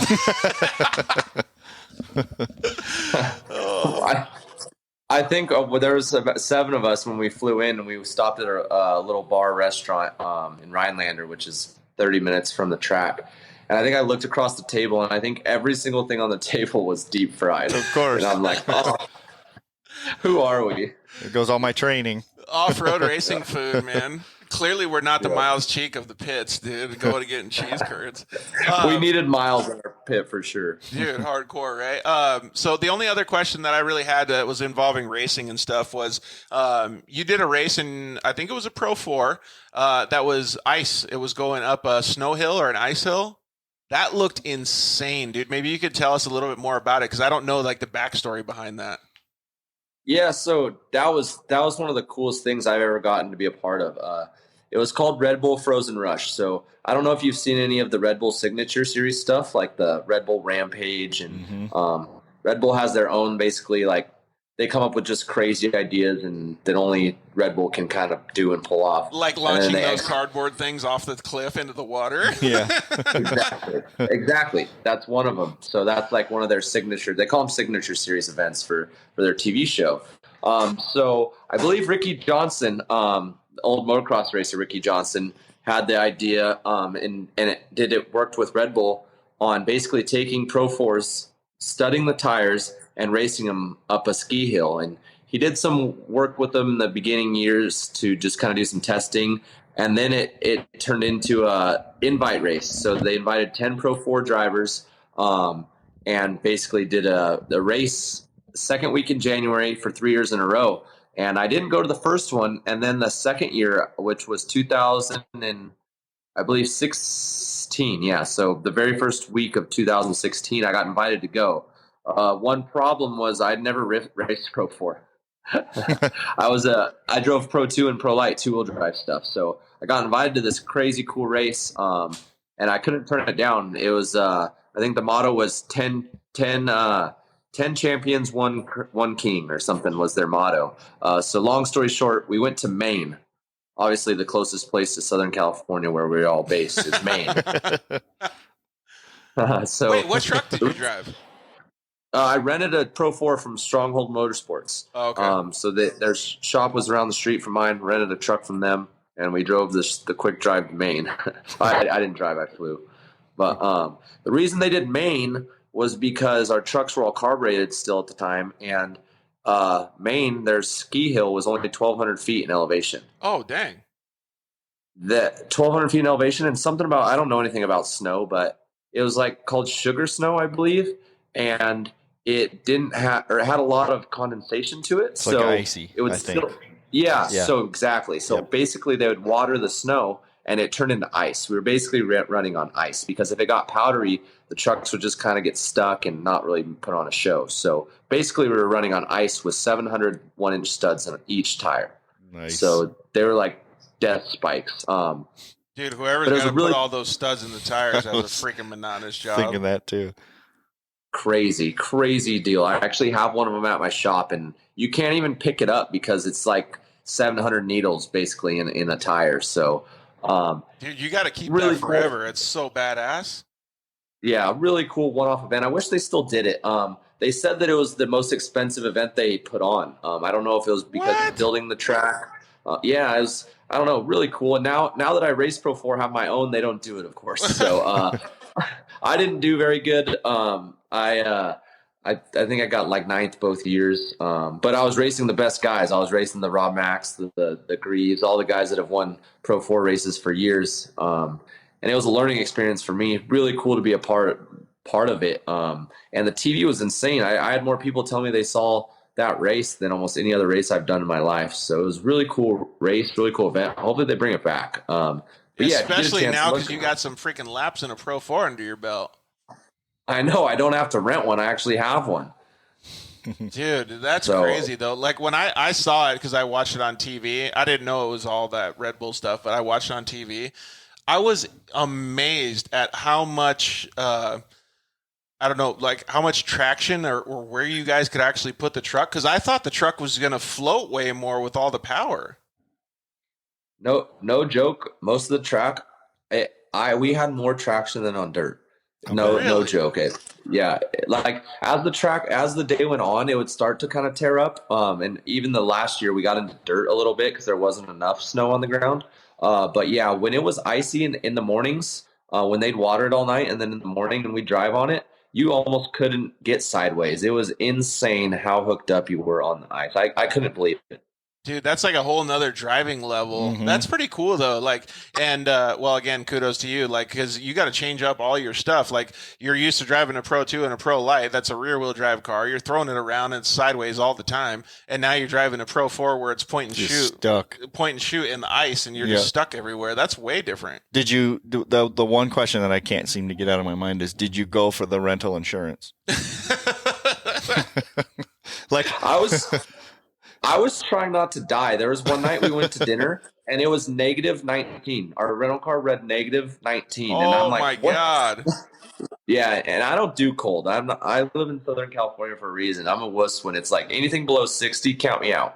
And it is -19. And me and my crew chief and the couple guys that were with us were like sprinting from the rental car to dinner. It was not good. I'll bet. Dude, the coldest I've ever been is -6. And I didn't know what to do. Like, I thought I was going to be like RJ and just like, this is it. I'm just gonna cash Yeah, my this chips is it. now. It's over. I think at that point, it's all the same. It's all just life or death at that point. It's funny what motivates you. I've been in Pittsburgh. First time I went, we had to go down to Permanente Brothers, right? Whatever's on, the food guy that goes everywhere. Well, have you been to Permanente Brothers, RJ? No. Oh, it'll blow your mind how good these sandwiches are. So same thing. It was 19 below and freaking windy. And we had to walk 2 blocks, and we're like, "Yeah, let's do it." We're lizards. We're Arizona people, but we had to go for the sandwich. It's so stupid. So I guess the point is what was the motivation where you're like, "Nope, I just need to go to the heater." Yeah, dude, I'm getting anxiety just thinking about it right now. It was gnarly. I put a seat heater in my seat of my race truck. Oh, really? Yeah, and it was so gnarly that like we had to put like engine block heaters on the truck just so we could start them in the morning because the trucks aren't built to do that. I mean, antifreeze and stuff in the radiator, stuff that we don't really normally think about was crazy. They had a tent for us. It was kind of cool how they had it lined out. Like all 10 of us all parked in the same tent, and it was a pretty cool race the way they had it laid out, really professional. So it'd be rad if they brought it back. Yeah, that's super cool. It sounds to me like the only thing that I've done, and it's not the same type of racing, but at the X Games they treated us like gold, like we were like the stars of the field or whatever you want to call it. It felt like we were rock stars when we were at the whole event. So it kind of sounds like the same thing. It's yeah, that's awesome. So one of our listeners is chiming in right now. John said, "Oh, try negative 29 degrees air temp. See what happens with negative 58 wind chill." No, thank you, John. Thanks. We're gonna go ahead and hard pass on that one. Yeah, we got pants and long sleeves because we got down to the 60s today. My AC right now, because I'm wearing this long sleeve shirt, is set at 73, and I'm freezing. Yeah. No way, not doing it. I know, right? All right, man. Well, we have pretty much just like our rapid fire Q&A section to go through. But for anybody that wants to get a hold of RJ, he has why don't you tell him the Instagram because you have 2, but whatever one you want to share. Yeah, if you just follow my personal Instagram, it's at the RJ37. Basically, any social media platform at the RJ37 is where you can find me. Okay, cool. Yeah, and your brother Ronnie has a page as well too, where you guys share stuff together too. It's kind of neat because you guys vibe off each other so much. It's pretty cool, man. So it's neat to see the camaraderie, the family environment, and the way that you guys were brought up. And good old Randy really gave you guys, I don't know, the same lessons that we all had, right, growing up. So turning wrenches and holding the flashlight, man. That's how we all grew up. I'm going to talk about nerve-wracking. What? Yeah. Holding the flashlight for dad. You talk about nerve-wracking. Yeah, that's way harder than a freaking Pro 4 race, dude. For sure. If you don't hold that flashlight right. You get yelled at even if you did it perfectly right. Exactly. Yep, agreed. All right, so we're going to go through. Do you want to have anything else you need to say, or you want to thank anybody before we start this rapid-fire Q&A? No, thank you guys for having me on the show. It's been awesome. So I don't know how I'm going to do here, but I'll try my best. This is way easier than the freaking third. Yeah, that's what I was going to say. Okay, I started sweating. Yeah, so these are pretty good. But thank you very much for coming on and joining us, dude. Absolutely. But don't forget, we're not going to completely let you off the hook with the anxiety. It for sure is, as we like to call, profiling questions. Yeah, some of these are huge profiling questions, but you're welcome to take any of these questions and pass them on to profile your friends as well. Okay. All right, I'll start it off, Case. Dunes or the river? Oof. River. You're going river? So for those people that don't know, RJ has a pad. They call it the Anderson compound, the river, and they just built a badass slide into it. Nice. So these changed up a little bit. I'm pretty excited. I specifically put these first two on for him. They're super profilers. I love it. Okay, Yeah. So 3-wheeler or quad? Oh, man. I got to go LT80 mini quad. Nice. Okay. Barsha or Webb? Oh, dude, I don't really like either of them. You want to go Roxon or Tomac then? Yeah, I like both of them. Oh, great. All right. Tomac or Webb? Tomac. All right. He's going Tomac. Favorite food? Favorite food? Mexican food. Tacos. Anything Mexican food, I'm down. We know this answer. What? This next one. Well, I don't know. I think he could surprise us. Little Smokies or pizza rolls? Pizza rolls. Yep, Yeah, I knew it. Casey was right. Favorite soda? I'm not a huge soda guy, but Dr. Pepper. I knew it. Sweet. I knew it. And you know what else is awesome about that? He didn't have to toe the energy drink line. Yeah, we've had so many people go, no, I'll just, Rockstar, Monster, Uggs or Crocs? Uggs. You're going Uggs? Yeah, I got these. They're actually badass, like work boot Uggs. They're pretty. I know. You're probably thinking I got the big old tall Uggs, but I got these pretty rad work boot Uggs, and in the winter they're the jam. Wait, is Uggs making like new stuff that we don't even know about? Because my co-host that started the show with me, Cody, he might need to be on this new Uggs game. Did you know that you can put your Crocs in 4-wheel drive? Have you heard about this? He is a Pro 4 driver. Yeah, 4-wheel drive. So Crocs. Some people like the Crocs a little bit better just because of the 4-wheel drive option. So. How about most memorable race? Well, let's preface this by saying it doesn't have to be an off-road race. Yeah, it could have been a dirt bike race. It could have been a bicycle race down the street with your friend. It could have been a jet ski race. Because we did kind of get that already, didn't we? Yeah, kind of. Yeah. But this could be battling your buddies, like drunk on a 3-wheeler at the dunes. Like, it doesn't matter what it is. I would still have to say the Crandon 50th. That one was pretty special for me, so I'd have to say that one for sure. Even though I've had some pretty good races with my buddies that were not on camera, I'd still have to say the Crandon 50th. Do you guys have? Did you put posters and stuff at the shop, like with commemorating? Is that the right, commemorating that? No, I always say next year I'm gonna decorate my walls, but I still haven't done it. Yeah, too busy actually making shit happen. What's the next one, Case? Favorite flavor of ice cream? A mint chip. Oh, you're a mint chip guy? I knew it was green. Yeah, either that or like I love coffee too. Coffee ice cream, like Java chip, coffee, or mint chip. Have you mixed those? Because that's next level. Oh, yeah. Okay, Yep, good. Yeah. All right, Wait, good. what do you do?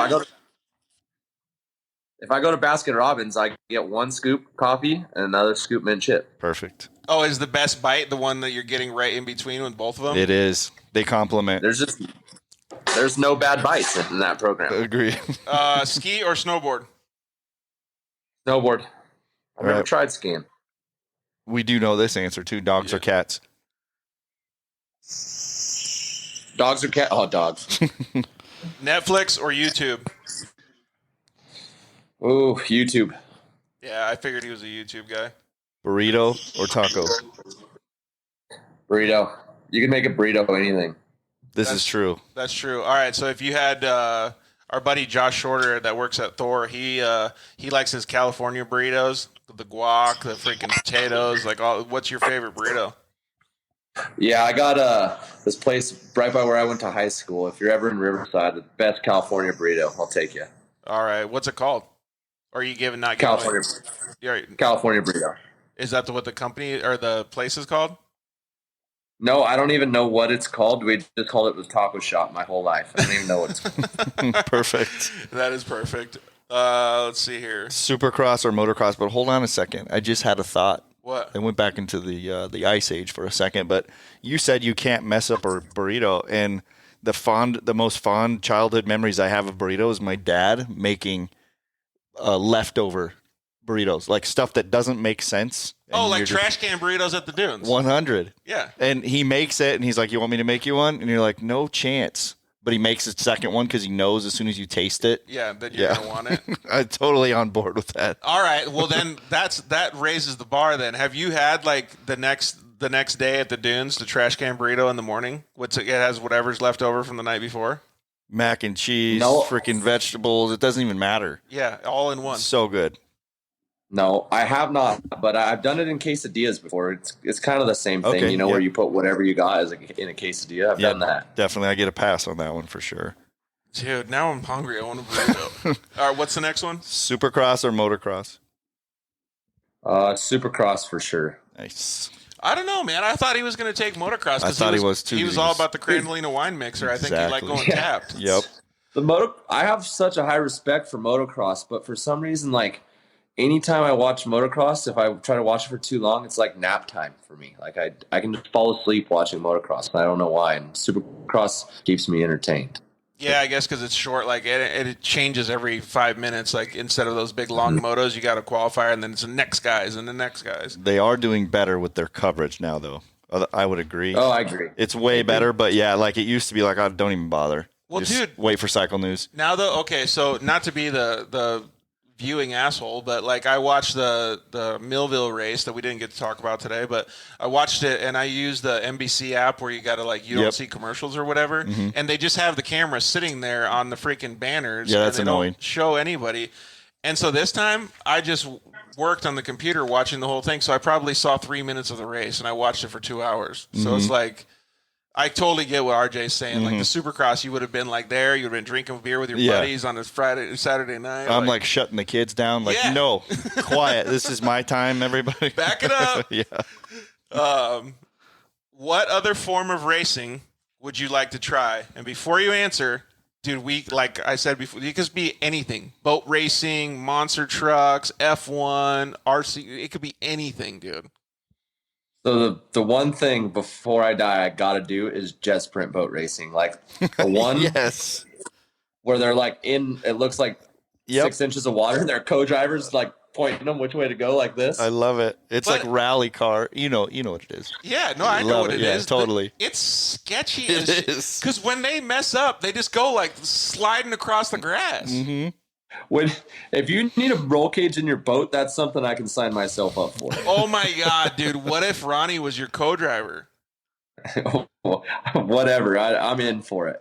Dude, that would be the most epic boat race I think. Or you know what? You get a co-driver, Ronnie gets a co-driver, and then you guys have to battle. I'm in. One day I have to do it. I was totally surprised by that and pumped. At the same time. Like next level for me. Like, oh my gosh, we got a good answer here. This is great. All right, so now I'm thinking, like, I wonder, like, what you got to do to execute this plan. Like, how much is it? Like, where's the racing league at? Like, I feel like it happens in garages and ranches somewhere. Like that's where it's like big in New Zealand. Like I think they do it in Washington, but it's like biggest over in New Zealand and Australia. Dude, that's one of my bucket list places I want to visit. So count me in. I'm there with you. I'll be pit crew guy. I don't know how to work on boats, but I'll figure it out. You can clean off my roll cage if I roll it. Get to pull the grass out. All right, last question. This is the biggest granddaddy of them all. This actually trumps the belt. Yeah, it does. It really does. The third grader belt. Chips and guacamole or fries and ketchup.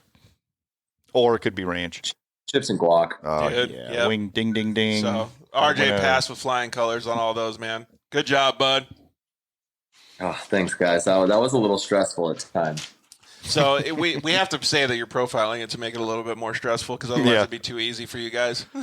Although you kind of went next level on the profiling because I'm picturing, three-wheeler and quad. Yeah. It's two totally different people. Yeah, when you It totally is. If you say three-wheeler and quad, like if you put a meme up like on the internet, they're gonna guarantee but there's no three-wheeler or quad in the picture. There's just two dudes. Yeah, totally. They're different. guaranteed they know exactly which dude it is. Right. 100%. All right, man. Well, we really appreciate you taking the time with us. Hopefully we didn't bother you making your fantastic California burrito tonight. We really appreciate it. Yeah, thanks for having me on the show, guys. I appreciate it. It was nice talking with you guys. Yeah, well, same. We're going to probably see you at Glen Helen. I'm going to try to get out there. You said it's in 3 weeks? Yeah, it's the weekend after World Championships. Oh, okay, cool. 3 weeks or a month. I should be able to swing that. That's probably when I need to return Craig's car to him anyway, so maybe I'll just be dropping it off, hanging out with you guys at Glen Helen. So, well, thanks again for coming on the show, dude. You did an awesome job this weekend at the Lucas races. Congratulations on being the back-to-back Crandolina Wine Mixer World Champ. And, thanks for joining us, dude. I hope that our audience really enjoyed talking with you tonight. Yeah, sounds good, guys. Well, it sounds like I'll be seeing you in Glen Helen. Good luck at World Championships. Yeah, thanks, homie. I appreciate it. All right, man. Well, we'll catch up with you soon. Later, guys. See ya. Peace. Man, so much good stuff, dude. It's so fun to talk with that. Like, I just have a good time having conversations like that because it really does. Like everybody chimes in and tells me, man, it feels like you guys are having a good time because you're just talking shop, right? Like it couldn't have been more shop talk than that. Like, God, it was really, really cool. And yeah, but plus, what's so awesome though is like deep down, there's so much meat, like to the conversation, like life lessons. You know what I mean? Like we were talking about right. Like don't mess up holding the flashlight. Yeah, totally. Yeah, 100%. Yeah, no, but you're you know right. what I mean. Yep.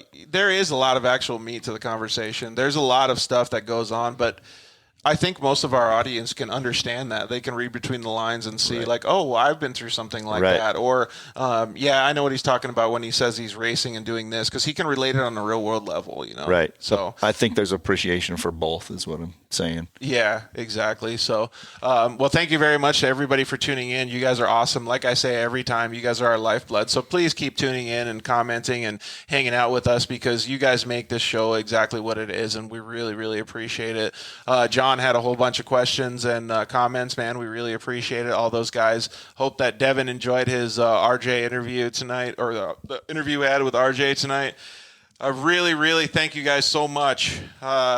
Next week's guest, we have, we talked about Polaris Razors a lot. So it's a Polaris Razor driver. His name's Cody Bradbury. So Cody does the work series. He's going to try to do some Texplex races next weekend. He's a very, very skilled driver. He lives kind of near RJ, actually. So one of my favorite things about Cody is he has a really good design aesthetic to the cars that he builds. They're a really cool red color usually. So I'm interested to talk with him about that. Like I said, thank you very much to all of our guests. Thank you to our sponsors. Give them a huge shout out. Whenever you talk with them, the guys over at Shock Therapy, use the code DIRTLIFE, save a whole bunch of money on anything that they provide. And I couldn't be more of an advocate about their suspension tuning, man. The shocks that I had were just amazing. Thank you very much to KMC Wheels and the guys over at EFX Tires for joining this RS1 project. It's been super cool. So we can't wait to get racing on those wheels and tires. Thank you very much to the Zollinger Racing Products, guys. They make insane good stuff. Use the code DIRTLIFE at ZollingerRacingProducts.com. And thank you to the guys at SolderWeld, Lance and all the crew over at SolderWeld. You can use the code DIRTLIFE and go get yourself an off-road repair kit over there. I really appreciate you coming in too, Case. That was awesome that we got to hang out with RJ tonight. Definitely. Good time. So you got any shouts-outs before you dip? No. I got a shout out though. I got to shout out your 450X for making you happy over the weekend. Yeah, definitely. It's pretty cool that you get to work on that thing and just wrenching on it and reliving old memories and stuff. You know what I mean? Yeah, totally. So when I saw you posted that stuff, it really made me want to. I've been working on this Razor, so it's been getting me out a little bit, but I really, really am enjoying these conversations and pictures and stuff about two wheels. So I think pretty soon I'm gonna have to get me one. I'm not as good with the T-handles as I used to be. Really? Yep. Like spinning them? Yeah, I used to be able to double them. Oh, like that? Two going, you know, the old two-gun. Tool tricks? Yeah, exactly. Can't do it anymore. That's okay. You're going to have to step up your game. Is because you got your head cut open and you can't do it again, or what? Maybe just old. I don't know. I'm going to have to see if I can get my T-handle game set back up again, too. Well, like I said, thank you guys very much for joining us. We really appreciate it. We hope you guys have a good rest of your week. We love you. Good night. Thanks for listening to The Dirt Life Show.